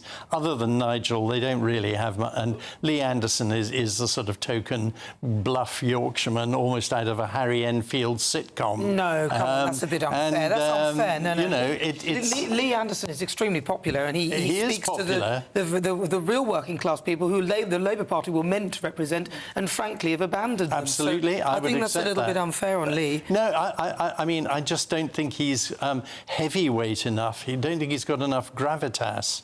And you can't have a party with only a one-person party and really cut it. And I think Reform are going to struggle unless they start really engaging on a serious level, not what I would say a populist and it depends what they do in local elections next year. Yeah. We shall see. I mean, maybe if they get a good list of candidates for Reform, I think they've got a lot of chances because... Well, the local elections could be very big. I mean, for example, something that hasn't been reported, the new Labour Wandsworth Council, which was, when it was Conservative, the best-run council, the best, has just taken out a loan for £450 million, having been debt-free up until now. Fascinating, isn't it? Right. They'll be bust soon. Yeah. Stay with us. Our panel will be staying with us too. Tom Tugendhat will be speaking very shortly. This is Britain's Newsroom on GB News. Mark Dolan tonight is your weekend dose of news, debate and entertainment. This sounds like a wild conspiracy theory. Don't miss My Big Opinion, Mark Meets, and My Take at 10. Democracy is a funny old thing. And we don't do boring, not on my watch. I just won't have it. Let's go and get another glass of that bubbly. You've earned it. That's Mark Dolan tonight, Saturday and Sunday, 9 to 11, only on GB News, the People's Channel, Britain's news channel. Sunday with Michael Portillo from 11, only on GB News. Club Classique, previously known as Méthode Club Classique, is South Africa's answer to the famous French fizz. They basically have to be made in South Africa and also by the traditional method. So it's exactly the same method as champagne, but is it made in a different place. So they can't call it champagne because it's not made in Champagne, but it's very similar. And on the other hand, in Prosecco, it all happens in a sort of great vat. Yes, doesn't it? Yes. Which is why Prosecco tastes different from other sparkling wines. Prosecco will taste much more fruity because you don't have the thing called lees aging. Insert the wine with brioche, biscuity, toasty flavours and aromas, which makes it much more complex. Here we've got a thing called Journey's End. Yes. And would you like to tell us, I've said that people didn't want to splash out on champers. They might want to go the Cap Classique route. Yes. What would they be saving? How much might that cost in a shop? So this one here will cost you about £17. So it is considerably, I guess, better value for money than champagne. But I'd also comment that it's probably a good deal cheaper than English sparkling wine, which is interesting. Yes, that is correct. Now, this second one is called Kleiner Salzer. It is, yes. And you told me this is a little more expensive than the first one. It is. What price were we talking about here? About 20. About 20. Yes. Not vastly more. No. Are we going to taste £3 worth of improvement? Oh, and by the way, it went so beautifully with the cheese, just as you advised. Are South African sparkling wines, Cap Classique, are they pretty well available in English wine shops, British wine shops? They are, yes. You can find them in all of the supermarkets. Graham Beck, and that's on offer at the moment, actually. That's $11.99 from Waitrose, which is exceptional value. That is insane. Yes, it is. And you can also... So I bought with me today, so this is a Pinot Noir only, so that's a rosé sparkling. GB News, the People's Channel. Join me, Camilla Tominey, for a frank and honest discussion with those in power that cuts through the spin and gets to the heart of the issues shaping our nation. You haven't confirmed that you want to stand as leader, but you haven't ruled it out either. This report basically says that he's not fit to stand trial. Is he indecisive? incompetent? I deliver the dose of reality Westminster needs. That's the Camilla Tominey Show at 9:30 every Sunday on GB News, the People's Channel, Britain's news channel.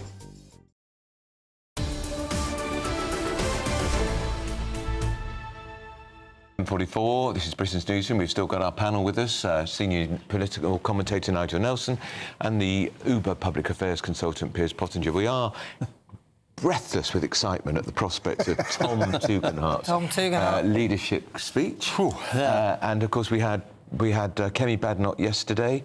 What did you make of her speech yesterday, Piers? Did you watch much of it? I watched a little bit of it. I thought it was okay.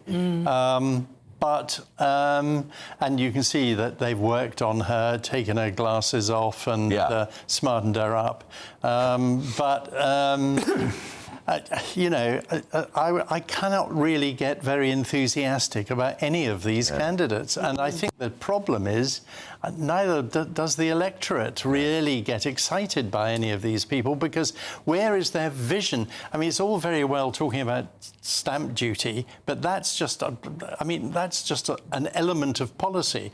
What I'm talking about is a proper vision, a vision where we're going to deal with immigration, where we're going to lower taxes, where we're going to have free markets, where we're going to improve education, not actually make it worse, which is what Bridget Phillips is doing. But those come later, don't they? You know, we should be doing all these. It should be a central.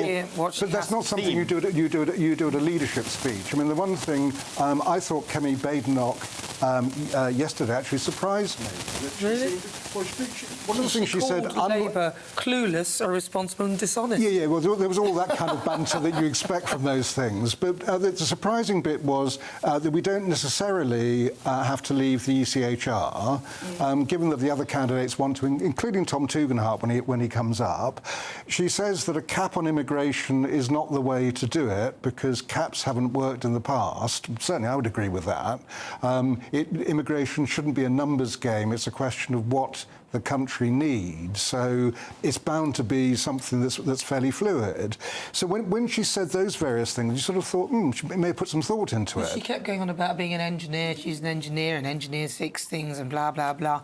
She did a bit of Kamala Harris laughing as well, which I feel somebody's given a little bit of a... because she doesn't normally laugh. Was her father a toolmaker, I wonder? I don't know whether she needed to do all that. I mean, but it's good that you were impressed with her. I thought she was all right. But I felt she did actually avoid the question on immigration and not really answer it, which I didn't really like that at all. Absolutely. But it is significant that she goes away from a cap, because some of the others have actually said they would cap immigration. And it just... I can't say it works. You should... But how do you cap it? Say you need 250,000 health workers. You can't say get an unemployed nuclear physicist in Britain or a bricklayer to come in and train immediately. In this country to do some of these jobs in the NHS. But they can't be a doctor, can they, immediately? No. But what all these candidates are doing is, as I've just been saying, moving to the centre. Badenoch, who has always been seen as tough on immigration, was less tough yesterday. And Tugendhat, who was always seen to be less tough, is now trying to sound tough. That's right. Yeah. So they're all trying to capture everyone's ground. They're trying to please everyone, which is, of course, not going to happen. And then they will revert to their proper selves and what they, if they do believe in anything. I mean, I must say, I think it's a disappointing group of candidates, and I don't feel that we see amongst any of them a future Prime Minister. We're just about to go to Tom Tugendhat now. He's about to start his speech. He is, of course, currently the Shadow Security Secretary. Here we are. It's nice to see you too. Look, I'm here actually to apply for a job. But I've got to be honest with you, it's not the job I want. I don't want to be leader of the opposition. I want to be Prime Minister.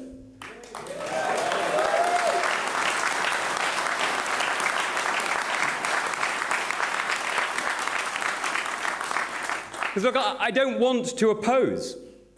I want to govern. But first we need to change. Because while people may sometimes vote for a party they don't always love, and sometimes they'll vote for a programme that they don't fully agree with,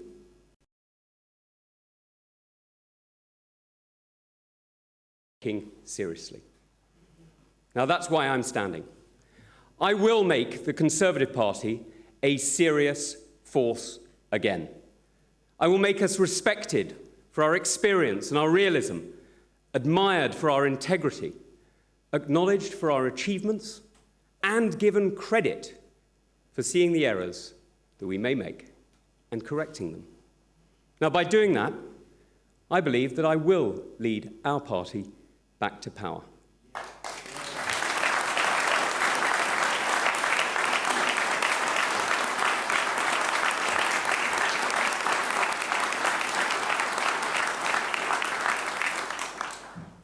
Now, my campaign will be sober.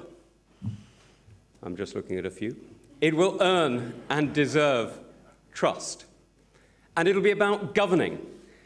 And I will work in opposition, as you would expect a future Prime Minister to act.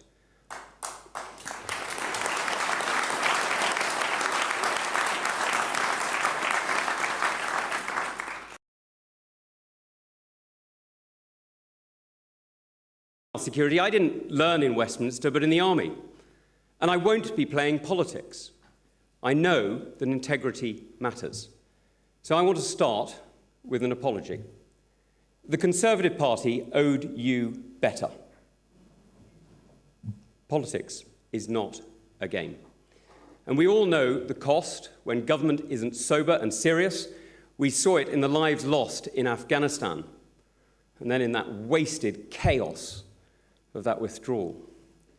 We saw it during COVID, not just in the lost years of education that cost so many, or the opportunities missed, nor even in the grief for lost loved ones, or those left to cope alone, but through the disrespect and the double standards.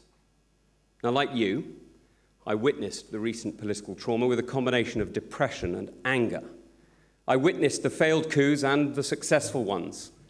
And I saw duty give way to ego. Now, that's why I'm standing before you today. Because this country can change. We must change. And Britain deserves better. Now, we need a different government. One that will serve our country with conviction and act for you. One that remembers the core duty of the state. And I believe that message is simple. My mission is the happiness and prosperity of the British people. Now, let me say that again to be absolutely clear. My mission is the happiness and prosperity of the British people. Now, it's easy to say, but it's tough to deliver. Because at its heart, it's about putting the government back at the service of the people. It's about investment and innovation, but it's also about freedom. Freedom to succeed, and yes, freedom to fail. It's about a commitment to grow our economy and to see our people prosper. And that's why this election, it's not just a coronation, it's not just a referendum on immigration or any other policy, it's not just a chance to refight old battles. That's all the politics of the past. What we are doing is we are choosing a new leader who sees clearly the challenges that we face. And we're giving them 4 years to do the hard work to prepare so that the next Conservative government will not waste one moment. We need to be ready from day one.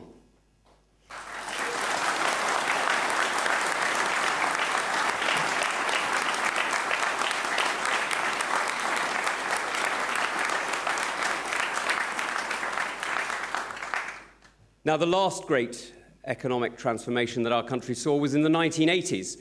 Some of you will remember it well. It's time for a new Conservative revolution. Since those changes, Britain's creeping bureaucracy has returned, and it's stifling growth, and it's smothering opportunity. And we need to clear back those cobwebs so that once again our economy, and most importantly, of course, our people, can breathe free and make our country grow again. Now, we have some of the most creative and entrepreneurial people in the world, but without freedom, no one can prosper. Now, I'm standing because we need leadership, and we need to deliver that vision. And as leader, I will bring back the honest, the responsible state, one that serves you, one that leads the changes that we need and that acts on its word. And that's what I'll deliver, not just as leader of the Conservative Party, but as Prime Minister of this amazing United Kingdom. Now, I will set out the agenda for us to win back trust. And I'm optimistic for the future because I know that this country's history and culture have been built on the strongest possible foundations for success. And that's why I will lead in opposition as I will govern in office. I will listen to the serious ideas that come to us and support those who champion what is best for our country. I will win back younger voters, and I will deliver on these four.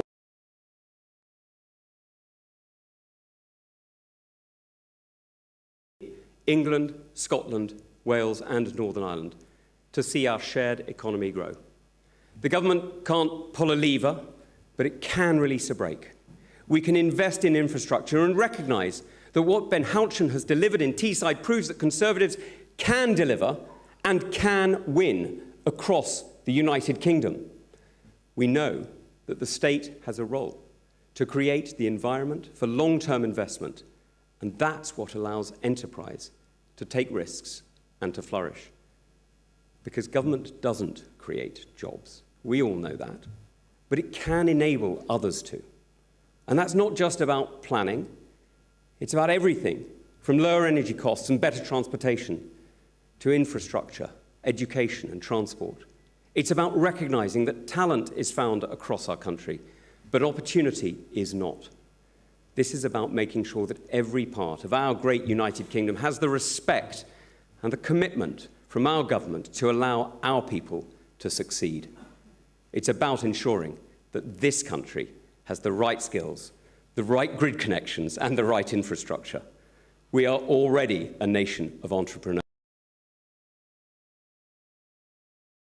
Europe.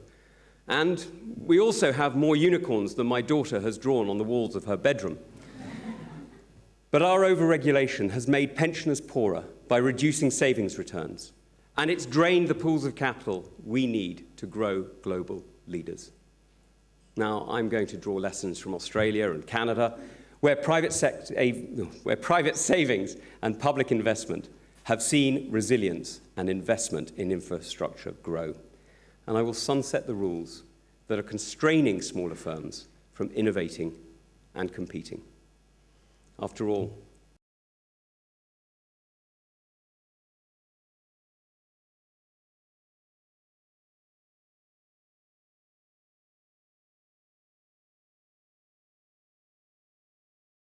he's only round the corner, so Yeah. that's a bit... We'll find him bit off. again. We'll get him.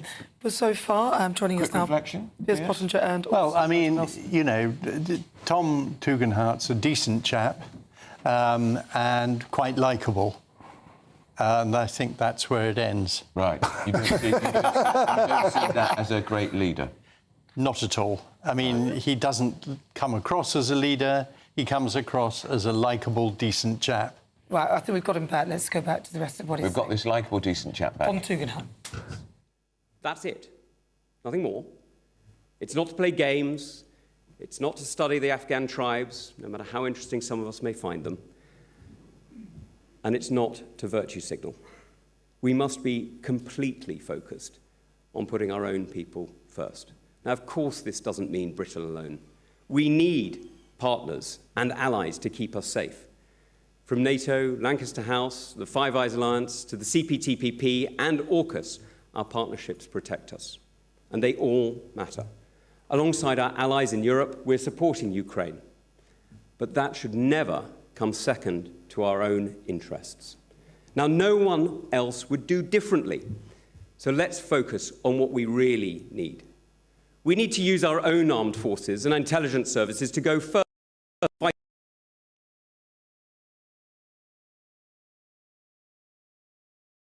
To go further in making sure our defence is strong and our people are safe.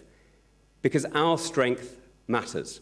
And that's why investing in defence is not a choice like with other budget lines. It's not a decision we can make on our own. Our enemies and our allies set the conditions that we have to adapt to. They help determine what we must spend. Now, as we face a more dangerous world, let's be clear, we need to invest in our security. We cannot bet our future on the choices of others. And let's be honest, we can't depend on the kindness of strangers. And that's why Labour's plans are so wrong. They're planning to draw down our defences, to close off technology, and to reduce our protection. We need to make it absolutely clear that we will defend our national security and be clear about planning for 3% of our GDP to be spent on our national security.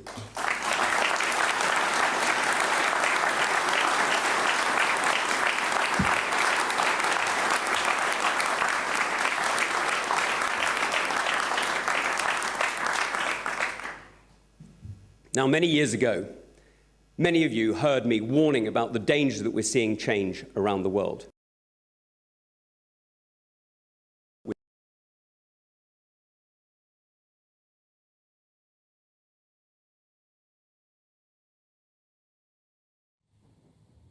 We've lost him again, unfortunately. A bit of a dodgy signal there to Tom Tugendhat.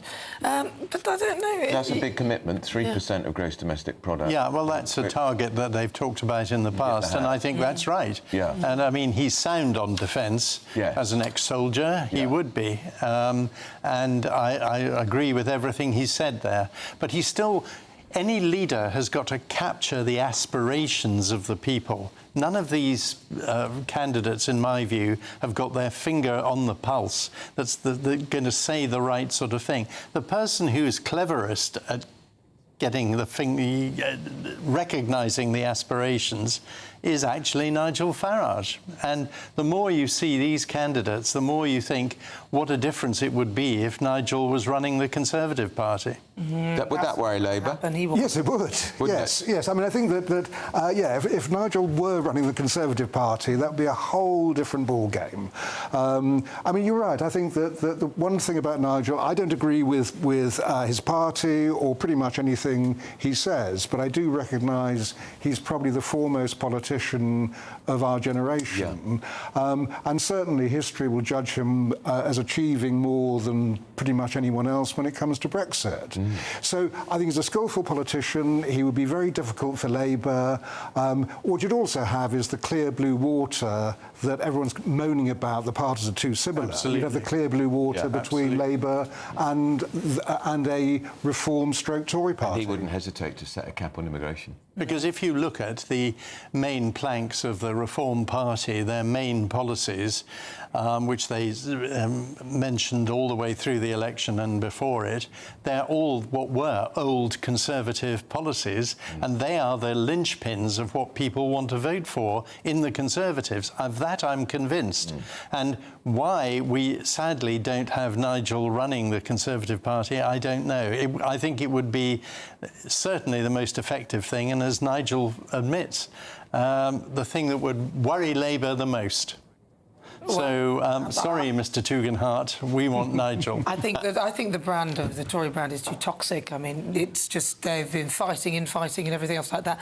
I don't think anyone will tolerate that, and I don't think Nigel will want to do that. But listen, stay with us. We will continue with our panel. But right now, let's get to your latest news with Tatiana Sanchez.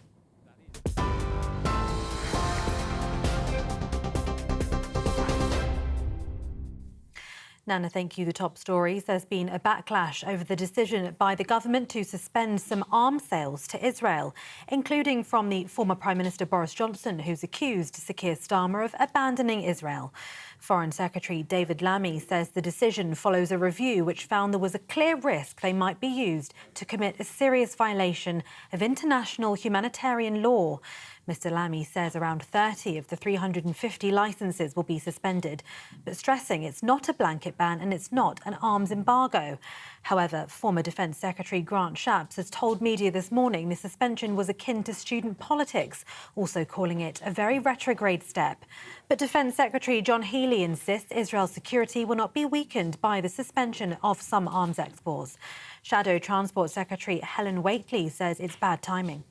Well, I think it's really important that we stand firm in our support of Israel in their conflict with Hamas, which of course is a terrorist organisation. Like many people, I am concerned about the humanitarian situation in Gaza, but we know Hamas is using people as human shields and still has Israeli hostages. In fact, one of the problems with this announcement is one of timing. It was just a few days ago that Hamas murdered 6 hostages rather than release them, and right on the back of that is this announcement by Labour about limiting arms sales to Israel. Tom Tugendhat's been launching his Tory leadership campaign, the Shadow Security Minister setting out his vision for the future of the party and the nation. Mr Tugendhat, one of the 6 Tory MPs vying to be Rishi Sunak's successor, says he'll promise to reset the party's relationship with the public. MPs returned to Westminster yesterday after the summer recess, as James Cleverly and Kemi Badenoch also launched their campaigns. Mr Tugendhat has promised a return of honesty to politics. We must change, and Britain deserves better. Now, we need a different government, one that will serve our country with conviction and act for you. My mission is the happiness and prosperity of the British people. Now, it's easy to say, but it's tough to deliver, because at its heart, it's about putting the government back at the service of the people. It's about investment and innovation, but it's also about freedom. Freedom to succeed, and yes, freedom to fail. It's about a commitment to grow our economy and to see our people prosper. In other news, head teachers in schools in England will now be told on a Monday if they're due an Ofsted inspection that week. And it comes after a major review found that Ofsted's response to a head teacher's suicide following a school inspection was defensive and complacent. The independent review was commissioned after an inquest last year concluded that a critical Ofsted inspection contributed to head teacher Ruth Perry's death. Mrs Perry took her own life after an Ofsted report downgraded her primary school in Reading from its highest rating of outstanding to its lowest rating, inadequate, over safeguarding concerns.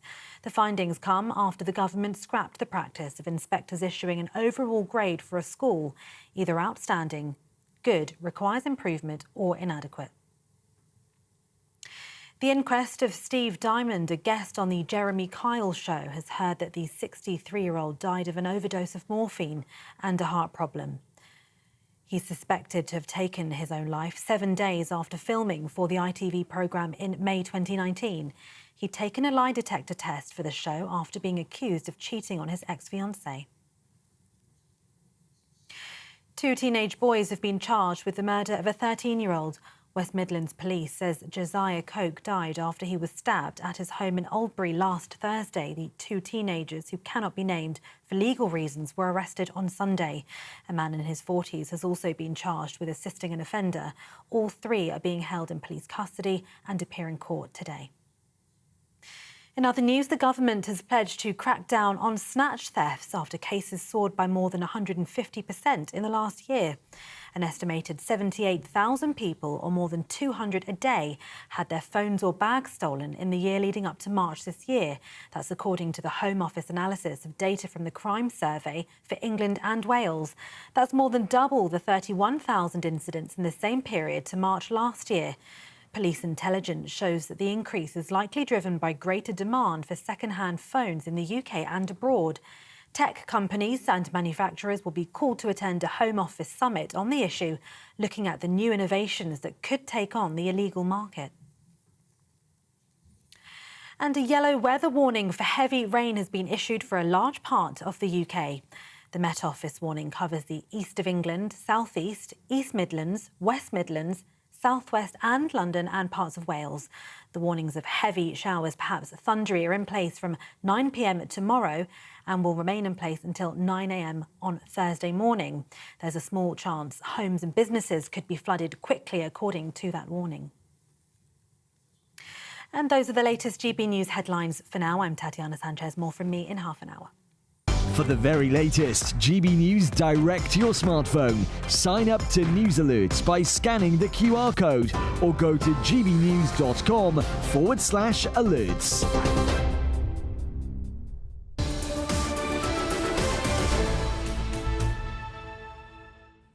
Good morning. Hello. Welcome. This is Britain's Newsroom. We're live across the United Kingdom on GB News with Andrew Pearce and me, Nana Acquia. Well, have you bought your own home? I was very lucky to buy mine, the first one at 22, a little semi in Worcester for £19,000. But over half of UK adults may now be abandoning the dream of home ownership in the UK. So that's nearly 2/3 of non-home owners aged between 35 to 54 are uncertain if they will ever own a home or have no plans to do so. With affordability and the cost of living cited as the major barriers, the reality is even worse for younger people. Well, joining us now, the Director of Mortgage Distribution at Yorkshire Building Society, Jeremy Dunscombe. Jeremy, tell us a little bit more about this. In any case, why would anyone really want to be bothered to buy a home? Because if you do get dementia, they take it off you anyway. You might as well just rent and then let the state pay. Yeah, some interesting research that we've done. So it follows off from the back of 5K deposit mortgage we brought out earlier in the year. And as you mentioned there, a lot of people, older first-time buyers between 35 and 50, saying they're giving up on the dream of home ownership. But also younger first-time buyers, potential first-time buyers, 20% of younger first-time buyers also say they're potentially giving up, which is really worrying because, you know, in the research that we did, people were holding back on lifestyle events such as getting married or having children because they couldn't get their foot on the housing ladder, and it was taking them up to 7 years to save up that deposit. What this research this time today has shown is that in the other real driving point on this one is the potential £2.6 million wealth gap for people who choose to rent over the course of their lifetime versus people who can get on the housing ladder earlier. So it's really saying the earlier you get on the housing ladder, the better it could be, to the tune of up to £2.6 million, which is quite a stark figure. How big a block to people's home owning ambitions, Jeremy, is stamp duty? One of the leadership contenders for the Tory party, James Cleverly, says he would scrap it completely. Is it particularly an issue for first-time buyers? Because I know perhaps you can remind us when the threshold kicks in. Yeah, so up to for most first-time buyers, actually, the stamp duty threshold wouldn't apply because it is discounted completely below certain loan sizes. So, but you know, there's a much wider problem here. I think there's so many things that come into stopping people buying their first home. One is deposit, and lenders like ourselves can help with schemes that allow you to borrow a home from only a 1% deposit. But equally, there's things like education, letting people know that they can get on the housing ladder, that if they, how they can do that and what can happen. But also, you know, there are challenges, particularly around things like affordability, but also not building enough homes. You know, it's one of the biggest challenges at the moment is there are just not enough homes and house prices continue to go up. So there's a number of factors, but first-time buyers, probably stamp duty not one of the biggest ones. What are lenders like yourselves doing to make it easier for people who are younger to get on and get those loans? Yeah, so I'd say we have a product which is called our £5,000 deposit mortgage. Literally, it does what it says on the tin. You can take a mortgage with a £5,000 deposit, so that's only a 1% deposit on some properties. So things like that help. Other lenders have other innovative schemes that allow people to get on the housing ladder. You can borrow with parents sometimes on things like what's called a joint borrower sole proprietor mortgage. So there are a number of things that lenders can do. Also from affordability, we've changed our requirements recently, so you can borrow a little bit more multiples on your salary. But you know, it comes back to the schemes.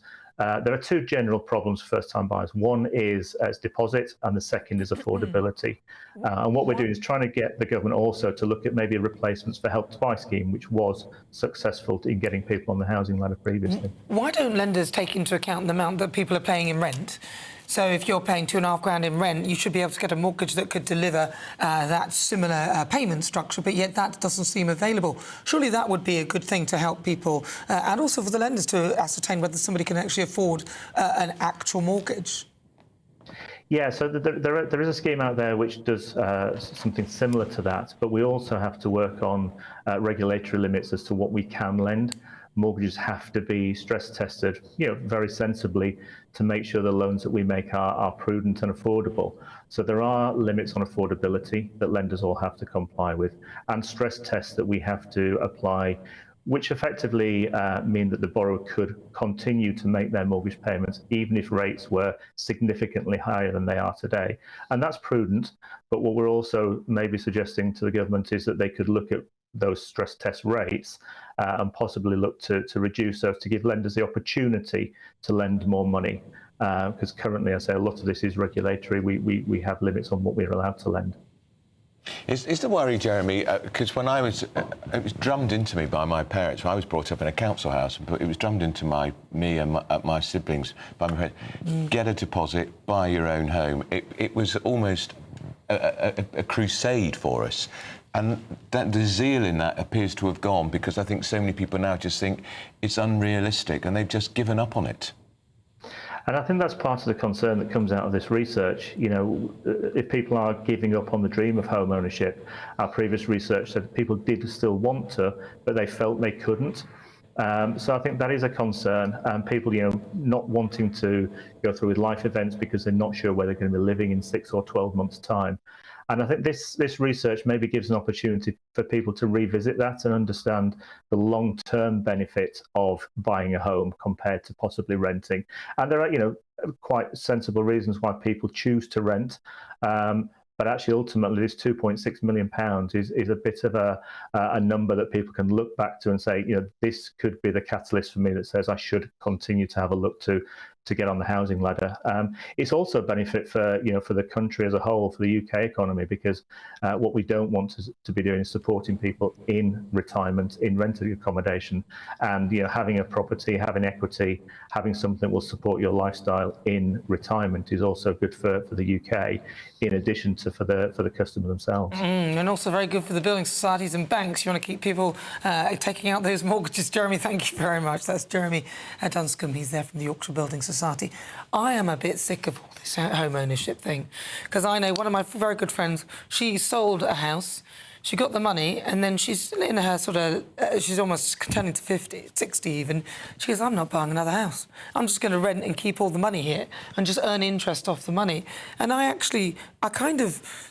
always looking at it thinking other countries, so Germany, Holland, they aren't that obsessed with owning property. And what's the big deal? Because when in this country, if you get dementia or any one of those illnesses where you have to then sell your house to pay for your illness, you sit beside somebody who never bought a house, may have lived in a council house. I don't blame them. What's the point? Well, I think you feel more secure, don't you, if you own your home and if you've paid your mortgage off? Do you think? Yeah, because landlords can put the rent up just like that. Rent controls don't work, in my view. Anyway, wonder what you think. Tell us what you think.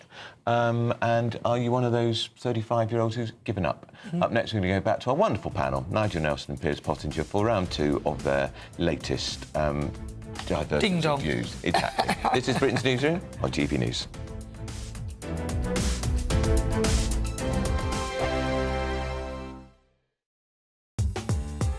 I'm Christopher Hope. From pop stars to politicians, I'll interview anybody in a pub who's got a political opinion. Join me every Friday on Spotify, Apple Podcasts, YouTube or gbnews.com, or wherever you get your podcasts. This is GB News, the People's Channel. This is GB News, Britain's news channel. One local cricket team was made up entirely of one family. The Jollens. The Newmarket midweek seconds played Thurlow and Old Mill Greenian seconds, captained by, here we go, James Jolland. He played alongside family members Henry, Freddie, George, Jack, Archie, Ryan, Brandon and Daniel. Even if slightly controversial, one of the umpires was a Jolland to Stephen the umpire. Yes, well, the Jolland family mostly live in Wickenbrook in Suffolk and have played for 4 years for Dullingham Village team before it merged with Newmarket. So that's the entire backstory. We're delighted to be joined now by Captain James Jolland and teammate and brother Nick Jolland. Really good to see you both this morning. This is incredible. How did you get the entire family involved in cricket? Well, we started the club about 3 years ago, and it was more friends and family. But then it had this opportunity of this week to get everyone involved, because everyone was back and they all played cricket, various levels, and the youngest being 12, George. And we're all available, so we thought 1 week we'd do the whole team. You booted the friends out for 1 week only? Yeah, they were very good about it. They come and watched. They supported us. How did the other team feel about having an umpire with related ties? Well, the captain of the furlough is one of our friends. We do know him, so he was fine with it, and there was no controversial decisions at all. I think it's a fantastic strategy. No, yeah. You could plant somebody That's the way in a position of authority. It's a great idea. Oh, look, here's the scorecard we can see on the screen with all of your names on there. Some fantastic English names on there. How does it get between the family members? Is it very, very competitive between you all? As you get older, you work on that, don't you? And you keep that competitiveness out of it. And it's really to play with your sons. It's a great thing to do. Yeah, it's a lovely We've thing all to got do. sons in it. That's why we do it. GB News, the People's Channel. In the GB Newsroom, we bring you the news as it happens. With our team of dedicated journalists across the UK. We're ready to keep you up to date with what's happening every half an hour, every single day. Bulletins here on GB News. The People's Channel. Britain's news channel. Every Saturday, 10 till 12, we'll bring you all of the news that you need to know. We'll also remind you that there is so much to smile about. It's my favourite time of the week. I get to relax, enjoy some light-hearted stories, and let Ellie teach me about fashion too. That's Saturday Morning Live, every Saturday, 10 till 12. Only on GB News, Britain's news channel.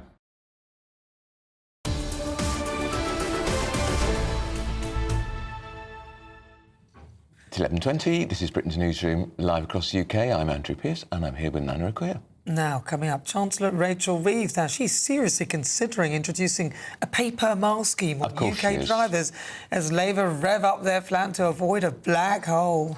It will affect drivers of all electric cars, which are supposed to help bringing money despite the loss of fuel duty revenue. But will Reeves drive this plan forward, if you pardon the pun? Let's talk to GB News political correspondent Olivia Utley, who's been listening to Rachel Reeves, who's been taking questions in the Treasury questions in the Commons this morning. Olivia. Yes, this is Rachel Reeves's first Treasury questions in the Commons up against Jeremy Hunt, the former Chancellor. She is under the microscope on her plans for the budget, which is going to take place on October the 30th. We already know from Keir Starmer's frankly quite depressing speech last week that the government believes that taxes will have to rise or public spending will have to be cut in order to fix this enormous black hole which Labour says that it's found in public finances.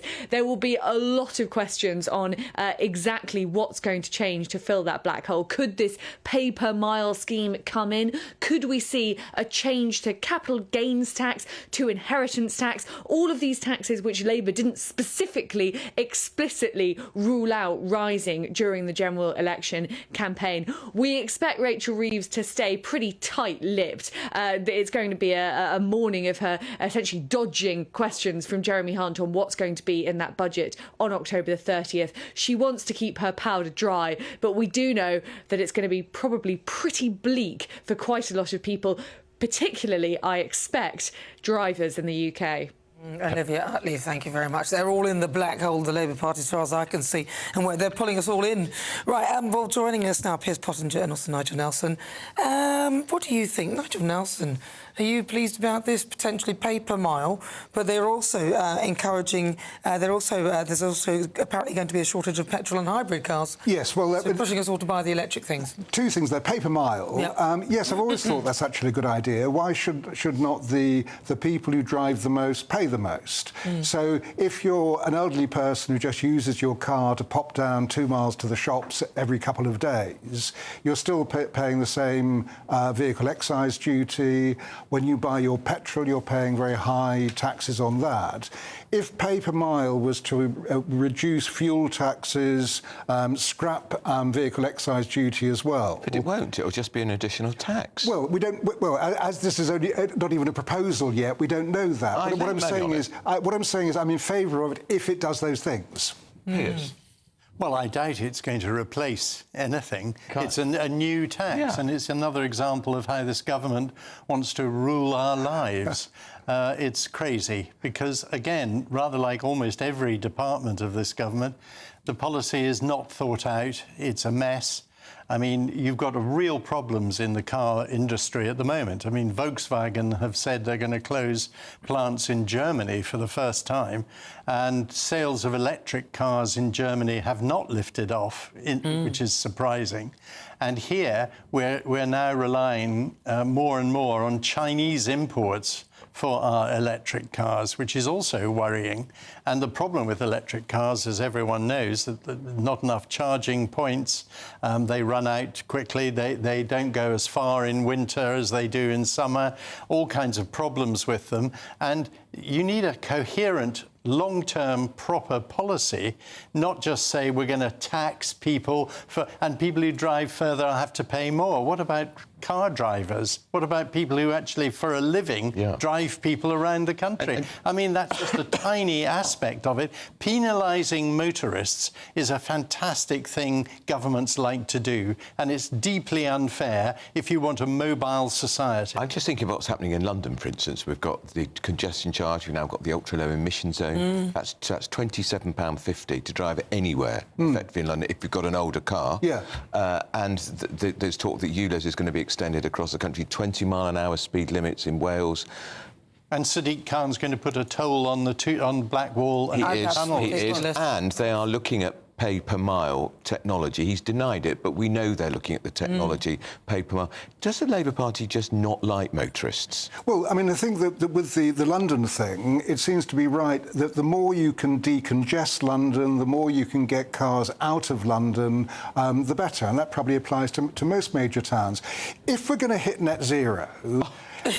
Why? Splutter.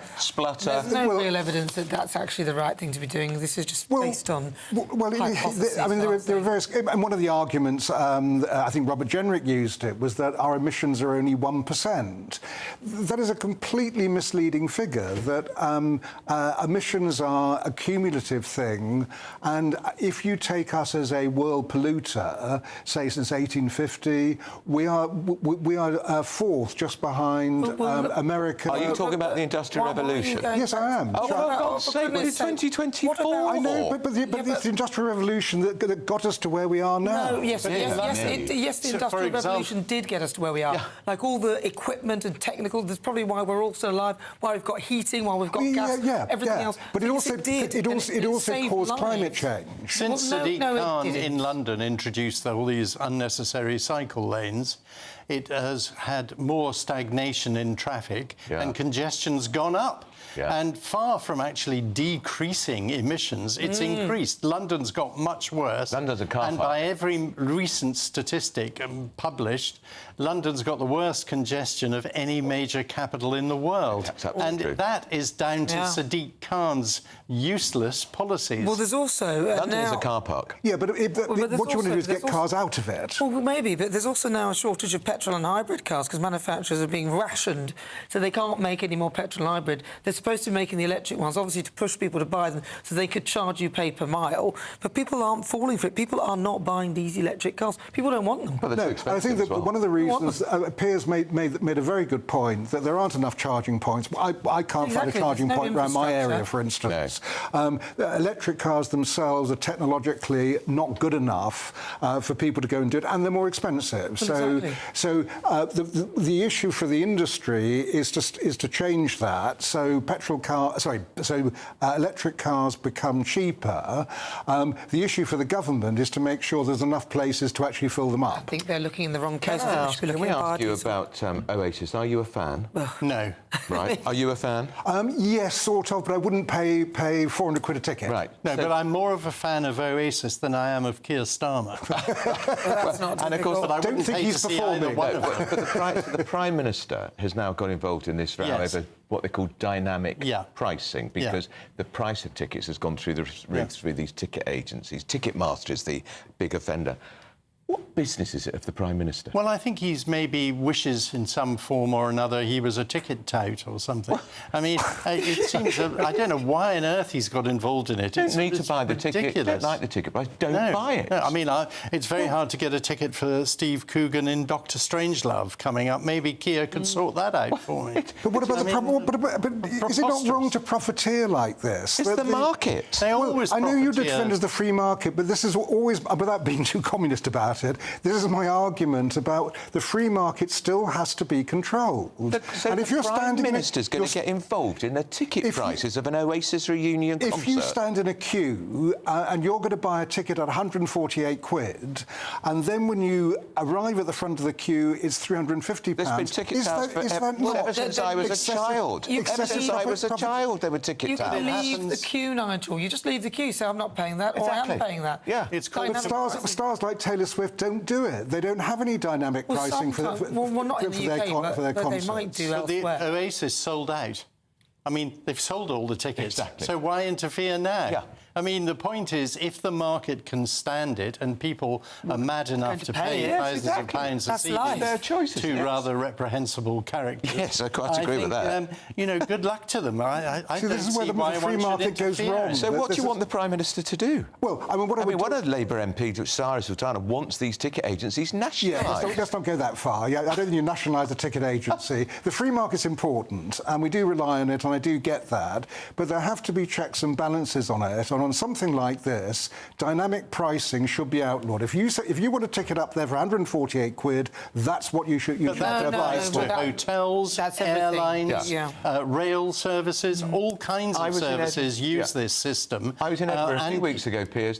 What I paid for a hotel bill during the Edinburgh Festival is almost double what you're paying another time of year. Absolutely. That's the market. It's just like holidays, term times, during the and holidays. That should be dealt with. I mean, it seems to be appalling that parents can't take their kids on holiday without paying a premium rate. If you even are they going to nationalise that? They're not. No, even nationalise school holidays.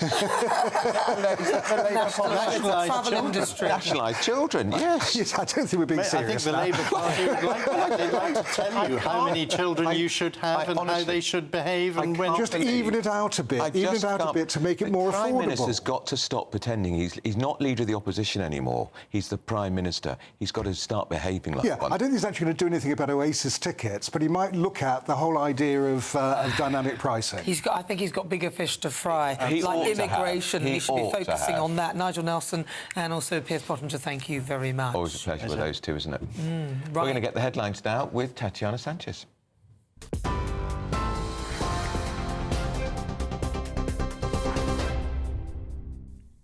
Andrew, thank you and good morning. The top stories. There's been a backlash over the decision by the government to suspend some arms sales to Israel, including from former Prime Minister Boris Johnson, who's accused Sir Keir Starmer of abandoning the country.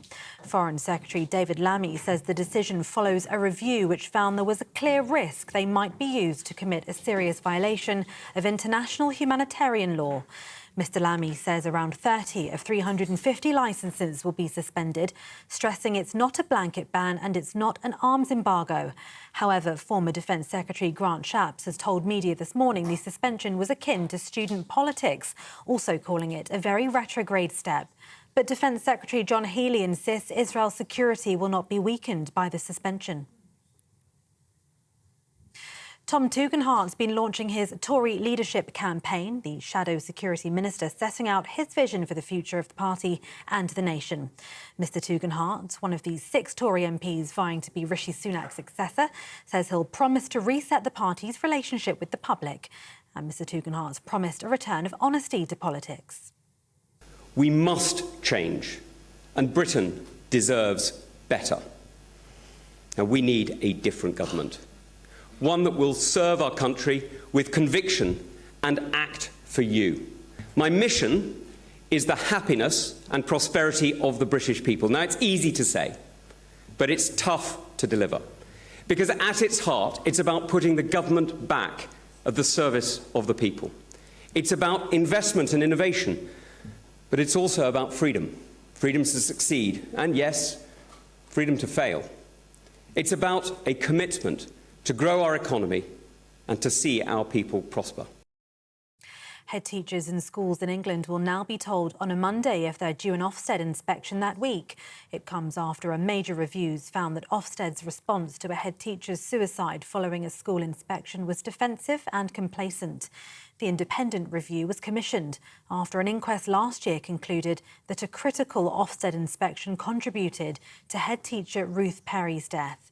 Mrs. Perry took her own life after an Ofsted report downgraded her primary school in Reading from its highest rating of outstanding to its lowest rating inadequate over safeguarding concerns. And a yellow weather warning for heavy rain has been issued for a large part of the UK. The Met Office warning covers the east of England, south east, East Midlands, West Midlands, south west, London and also parts of Wales. The warning of heavy showers, perhaps thundery as well, are in place from 9 p.m. tomorrow until 9 a.m. on Thursday morning. And those are the latest GB News headlines for now. I'm Tatiana Sanchez. More from me in half an hour. For the very latest GB News direct to your smartphone, sign up to News Alerts by scanning the QR code or go to gbnews.com/alerts.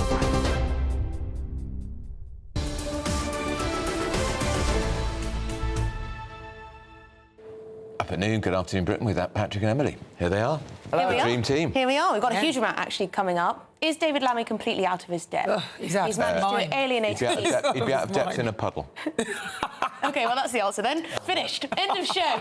No, he's managed to alienate a key ally in the Middle East. Yep. He's allegedly lied to the White House. He's upset a huge number of British Jews, including the chief rabbi, who's done a lot of things today. Was Boris Johnson also slamming him for his decision over these arms sales to Israel, partially suspended them. Who exactly is he appealing to here? No one's happy with what Labour he's done. MPs. Not on the left, not on the right. But are they, though? Because they want him to go further. Pro-Palestinian lobby seems to be what he's appealing to. So what exactly is... I mean, it's crazy. So we're going to look at that. We've also got a bit of a war on motorists that seems to be emerging once more. Pay-per mile. It used to be a bit of a conspiracy, didn't it? Could we actually see it? Apparently Rachel Reeves has all the campaigners in her ear. Well, this is for electric car drivers. Get an electric car, do the right thing. It's like the diesel thing all over again, isn't it? Who did that? Was that late? That was late. Labour, Gordon Brown. Get an electric car, do the right thing. Oh, we're going to make you pay per mile. Well, they must have known that was coming down the line. We all did, didn't we? I'm not buying one. I hate Sadiq Khan's been developing the technology for months and months and months. He denies it, but he has, and he is, and we know he is. Cameras are everywhere, everything. They are. You've been banged to rights. This Islamist jihadi who stabbed a woman in the neck in Marks and Spencer's because he thought that M&S was supporting Israel has avoided jail. He's been given an indefinite hospital order. Now, I would have thought that every single jihadi is a lunatic. So does that set a precedent that we don't send any of them to prison anymore? Very interesting question. Do we send them all to, these hospital orders? Similar hospital order, I believe, to the one that Valdo Calicani got, the Nottingham stabber. That really angered the victims' families there. Of course. I think it's an interesting discussion, that, because surely anyone can make a case for someone who does something like this being mental. But you're not in your sane mind, full stop. So if you've carried the knife and you've brought it in, that is premeditated. You knew what you were going to do and you've gone and done it. I don't think there should be any cover for that. And you know me, you know what I think. I think the death penalty for people like that. Well, it seems to happen all the time. Stabbed a woman in the neck. This was back in 2020, so it was before the recent war in that area. Also, the Corbyn gang, the Corbyn Five. Gang of Five. The Gang of Five. We're going to be digging into who exactly they are, what exactly they stand for, and just how much influence they might have. And Keir Starmer can't get around the fact that he tried to get Jeremy Corbyn elected twice. And now look at who he's allied with. Wanted him to be Prime Minister. Now look at who Jeremy Corbyn is hanging around the Commons with. And everyone was banging on about reform and, is it dangerous that you've got these 5 blokes sitting there on the benches from reform? Well, hang on a minute. Is this not maybe the start of sectarian politics in Britain? Certainly is. It's going to be an exciting show, Patrick and Emily. Yeah, absolutely. They're on their way at midday. Up next, could party drug ketamine, could that be the answer to depression? This is Britain's Newsroom on GB News. Hello, welcome to your latest GB News weather update brought to you from the Met Office. It's going to be a fresher day for most of us through today. Still some sunny intervals, sunny spells, a sunshine slither pushing across the country, in fact, but also some heavy showers, particularly where we see these fronts across the southeast and then into the northwest later on. But between that, it's where we do have that slither of sunshine through parts of Wales, northern areas of England and then to southwestern England later on this afternoon. We could see some of these showers in the southeast turn turn quite heavy, as well as the ones in the northwest. There's a risk of potentially some thunder into tomorrow morning. And with a lot more cloud around, it's going to be feeling fresher than yesterday. Temperatures in the mid-teens for most areas. Still, though, fairly humid across the south and east. But that humid air will be booted out the way as we head into this evening. So a fresher night to come as well. But as I said, some of those showers could turn fairly heavy across northwestern areas. They're most likely to turn heavy across parts of southern Scotland, as well as Northern Ireland and parts of northwest England later on tonight. Clearer skies, though, for parts of northern England, the Midlands, down into the southwest and the south coast of England. Still a few showers, though, clipping the far southeast coast this evening. But it will turn drier across eastern areas overnight. Some of those showers from the northwest will then push into parts of Wales and the Midlands through the early hours of Wednesday. But clearer skies for many areas, and we do have fresher air for most of us as well. So as I said, it is going to be a fresher night tonight. Temperatures quite widely in the single figures across northern areas and cooler than last night across the central and southern areas too. So a bit of a mixed start. Some sunshine around, but most likely across more northern areas. So a brighter day for more northern areas. In the south and east, we could see that band of cloud sink into the southeast and then allow some further quite heavy showers to break out. And also the showers that break out across the north and west could bring a risk of hail and thunderstorms. So still a fairly fresh day for the time of year, and heavy rain is due on Thursday morning. I'm Christopher Hope. And I'm Gloria Di Piero, bringing you PMQ's live here on GB News. Whenever Parliament is in session on a Wednesday at midday, we'll bring you live coverage of Prime Minister's questions. We'll be asking our viewers and listeners to submit the questions that they would like to put to the Prime Minister, and we'll put that to our panel of top politicians in our Westminster studio. That's PMQ's live here on GB News, Britain's news channel. Join me, Camilla Tominey, for a frank and honest discussion with those in power that cuts through the spin and gets to the heart of the issues shaping our nation. You haven't confirmed that you want to stand as leader, but you haven't ruled it out either. This report basically says that he's not fit to stand trial. Is he indecisive? Incompetent? I deliver the dose of reality Westminster needs. That's the Camilla Tominey Show at 9:30 every Sunday on GB News, the People's Channel, Britain's news channel.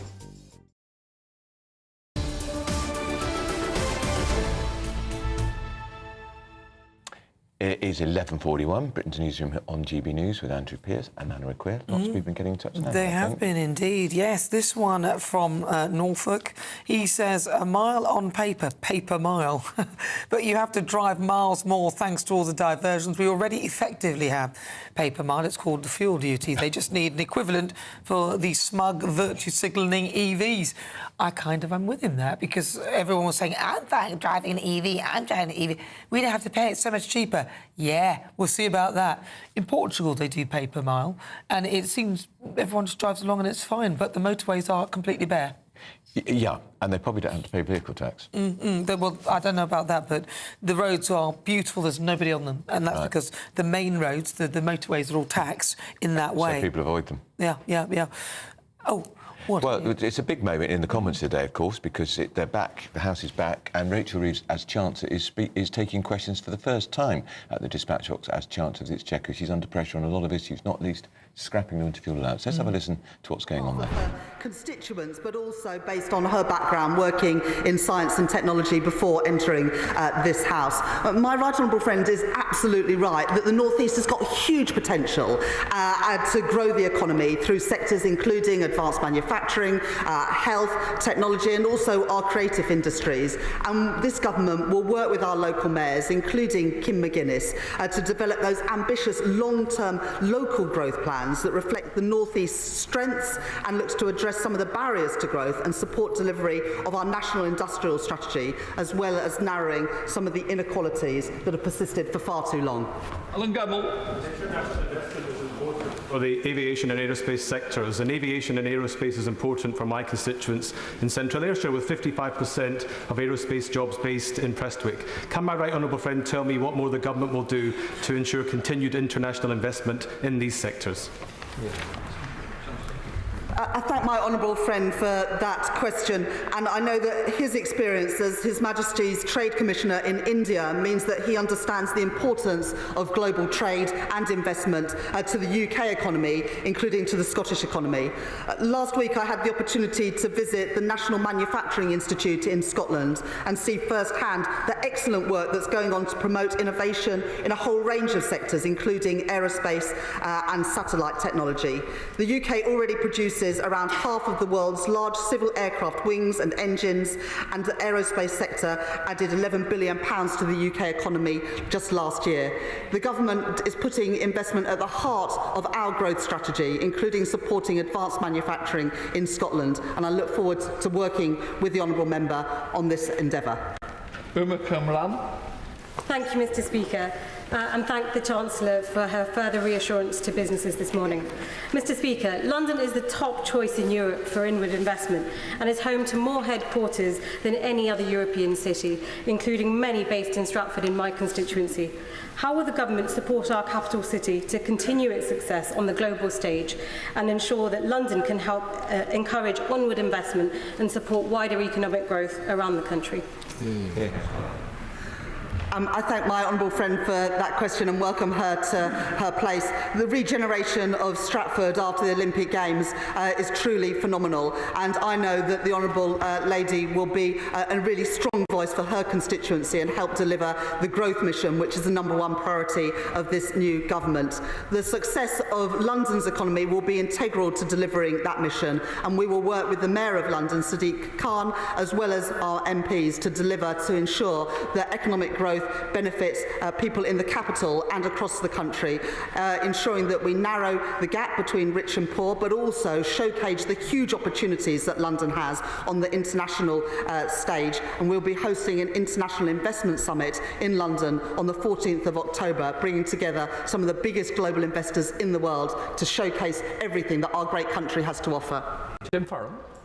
Speaker, investment in... She's quite robotic, isn't she? Don't you think, Rachel Reeves? Yeah, people tell me that she's had voice training. Of course, I think she needs a bit more. I mean, it's not all about presentation, but that is a voice that I think could very quickly irritate. It's very heavy, isn't it? Yeah. Quite hard, and it doesn't feel like it's compassionate in any way. I mean, when she's going to be talking about winter fuel, you want to hear there's some empathy and compassion in the voice to actually be taken along with her on that. I mean, she was responding to what we call planted questions from her own side. So she was reading as well, which would make it. Yeah, she was definitely reading.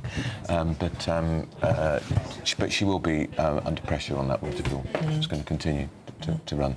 We'd love to hear what you think. Do send us your views and post your comments by visiting gbnews.com/your say. Still to come, ketamine is being prescribed to help treat depression, anxiety and other mood-related disorders. Stay tuned. This is Britain's Newsroom on GB News. Good afternoon, Britain. Your lunchtime update on the stories that matter across the UK. From breaking news and insightful analysis, inspiring stories and lively debates. You're comparing yourself to a former Prime Minister. Which is it? Stay informed, stay updated, stay entertained. I just don't know how anyone would not want to be there. Every weekday from midday. We are Good Afternoon Britain, only on GB News. Britain's news channel. Headliners. Tomorrow's papers tonight. Every night from 11 p.m.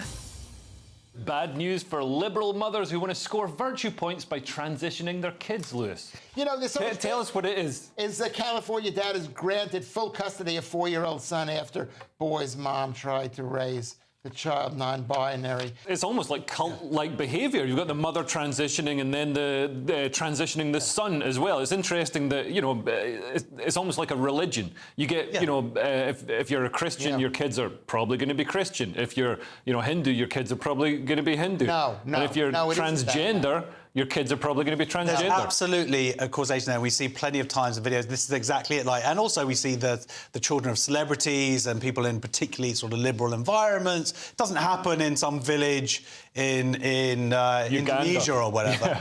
Anyway, so, there's no such thing as a trans child. There's no such thing as non-binary. What there is are people with mental health issues and parents who want a virtual signal and also want to brainwash their children. This is an egregious example of that, where she was basically taking him to Disneyland, but he couldn't get on a ride unless he wore princess shoes. I mean, really evil, horrible stuff. You know, forced to wear a dress on his birthday. Just really nasty stuff. Now, here's the thing. You talk about the court going to him. No, that's not what happened. He took 800 pages of documentary evidence. He took 8 hours of police body camera footage showing this mental behaviour from the mother. And guess what? The courts ruled that the mum got him. They ruled against him. The only reason that he got custody of his child is because, thank God, a child protective services officer randomly got involved, looked into it themselves, and that's how he eventually got custody of the child. So the courts in America are utterly captured. GB News, the People's Channel. Hi there, I'm Michelle Dewberry, and I'm going to take a second to tell you all about my show, Dubes & Co. We start off with the issues of the day. We then bring in both sides of the arguments. We get rid of the disrespect, and then you throw me into the mix. And trust me, I'll tell it exactly how it is. And then, of course, the magic ingredient, you at home. We mix it all together, and what have we got? In my opinion, the best debate show in town. Monday to Friday, 6 till 7 on GB News, Britain's news channel.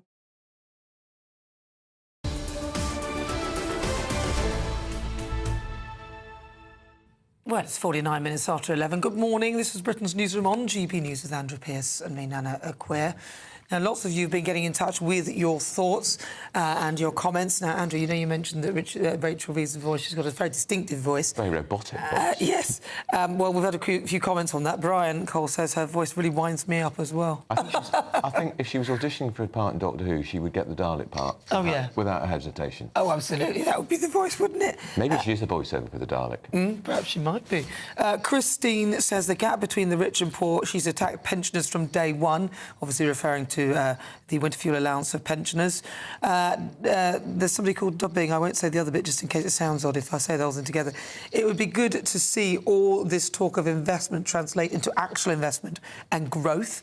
Yeah, because we hear a lot of it, but what's it done? It seems that those who want to invest are running away now. I'm going to read this one. It's a long one from Anne-Marie. She says, home ownership, Nana, Andrew, I'm almost 61 and have around 5 years left on my mortgage. Last year I contracted sepsis and ended up in hospital in a coma and on a ventilator and nearly never made my 60th birthday. Gosh. After 5 months in hospital and plenty of time to reflect, and now the prospect of facing 5 years of labour, I've decided to sell up next year and take the money and run. I plan to travel for a couple of years and enjoy myself until I feel it's safe to return home. She says she's got some grown children and all that, and she doesn't want to stay here as well. Good for her. Good for her. Enjoy. Well, a wellness clinic in London is offering ketamine to help treat depression, anxiety and other mood-related disorders. Silver Wellness offers bespoke ketamine therapy packages in various formats. It's provided by a prescriber nurse who also supervises therapy sessions at the clinic. So joining me now, Chief Executive of Silver Wellness and psychotherapist Lucy De Silva. So what exactly is ketamine? The last time I heard about it, it was a horse tranquiliser. Now people are taking it. What is it and how does it work? Yeah, I mean, and the amount of times I've heard about it being a horse tranquilizer, and that's one of the things we, as a business, really want to change the stigma related to that, because actually it is used in all types of veterinary surgery. So it's not only used with horses, but ketamine, when it's used in relation to mental health issues, works on the brain and the neural plasticity of the brain.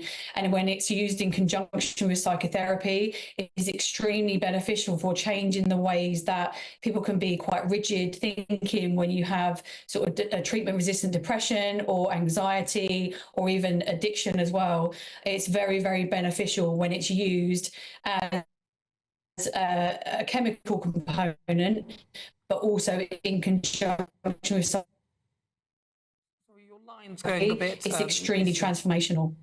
So when you say the neuroplasticity, which I've done quite a bit on the brain and things, so it's more malleable, how does it work? Does it work with the connections in between the brain? What does it do to enable you to change people's way of thinking? Yeah, so it generally works on the glutamate receptors, and the glutamate receptors are linked to our central nervous system, and central nervous system is obviously a lot to do with how we emotionally respond to various things. So if, for example, when we're looking at treatment-resistant depression or high anxiety or even OCD, it's linked to how our emotional well-being. So ketamine actually helps to also build those new neurological pathways in a chemical sense, but then, like I said, with the psychotherapy, when it's used in conjunction, you can have extremely profound changes to people's behaviours, people's belief systems. Also, when it comes to trauma, if people have PTSD, that's also something we treat as well. So it's when we give people a relatively low dose of the ketamine, it's a very good sweet spot to actually work with traumas that people actually have as well. So yeah, chemically it helps to rebuild new neurological pathways. So yeah, I'm seeing profound changes with the clients that I'm working with. Quite controversial though, because in the wrong hands, ketamine can be lethal. Well, so Lucy, we're running out of time for this one because I'd love to have heard more about it. But it's really good to talk to you. That's Lucy De Silva. She's a wellness and psychotherapist expert. Would you do it? Me? Ketamine? No. What for? Neuroplasticity of the brain? You could do lots of other things rather than that. Exercise, eating well, relaxation, sleep. I think there's lots of other ways of treating depression. Something like, you've got a shirt on now or something like that. I can't quite... Yeah, that's it for Britain's Newsroom. We'll be back tomorrow. Up next, Good Afternoon Britain with Patrick and Emily. We'll see you tomorrow. Thanks. Looks like things are heating up. Boxed boilers, sponsors of weather on GB News. Hello, welcome to your latest GB News weather update brought to you from the Met Office. It's going to be a fresher day for most of us through today. Still some sunny intervals, sunny spells, a sunshine slither pushing across the country, in fact, but also some heavy showers, particularly where we see these fronts across the southeast and then into the northwest later on. But between that, it's where we do have that slither of sunshine through parts of Wales, northern areas of England, and then to southwestern England later on this afternoon. We could see some of these showers in the southeast turn quite heavy, as well as the ones in the northwest. There's a risk of potentially some thunder into tomorrow morning. And with a lot more cloud around, it's going to be feeling fresher than yesterday. Temperatures in the mid-teens for most areas. Still, though, fairly humid across the south and east. But that humid air will be booted out the way as we head into this evening. So a fresher night to come as well. But as I said, some of those showers could turn fairly heavy across northwestern areas. They're most likely to turn heavy across parts of southern Scotland, as well as Northern Ireland and parts of northwest England later on tonight. Clearer skies though for parts of northern England, the Midlands, down into the southwest and the south coast of England. Still a few showers though clipping the far southeast coast this evening, but it will turn drier across eastern areas overnight. Some of those showers from the northwest will then push into parts of Wales and the Midlands through the early hours of Wednesday, but clearer skies for many areas, and we do have fresher air for most of us as well. So as I said, it is going to be a fresher night tonight. Temperatures quite widely in the single figures across northern areas and cooler than last night across the central and southern areas too. So a bit of a mixed start. Some sunshine around, but most likely across more northern areas. So a brighter day for more northern areas. In the south and east, we could see that band of cloud sink into the southeast and then allow some further quite heavy showers to break out. And also the showers that break out across the north and west could bring a risk of hail and thunderstorms. So still a fairly fresh day for the time of year, and heavy rain is due on Thursday morning. That warm feeling inside from Boxed Boilers, sponsors of weather on GB News.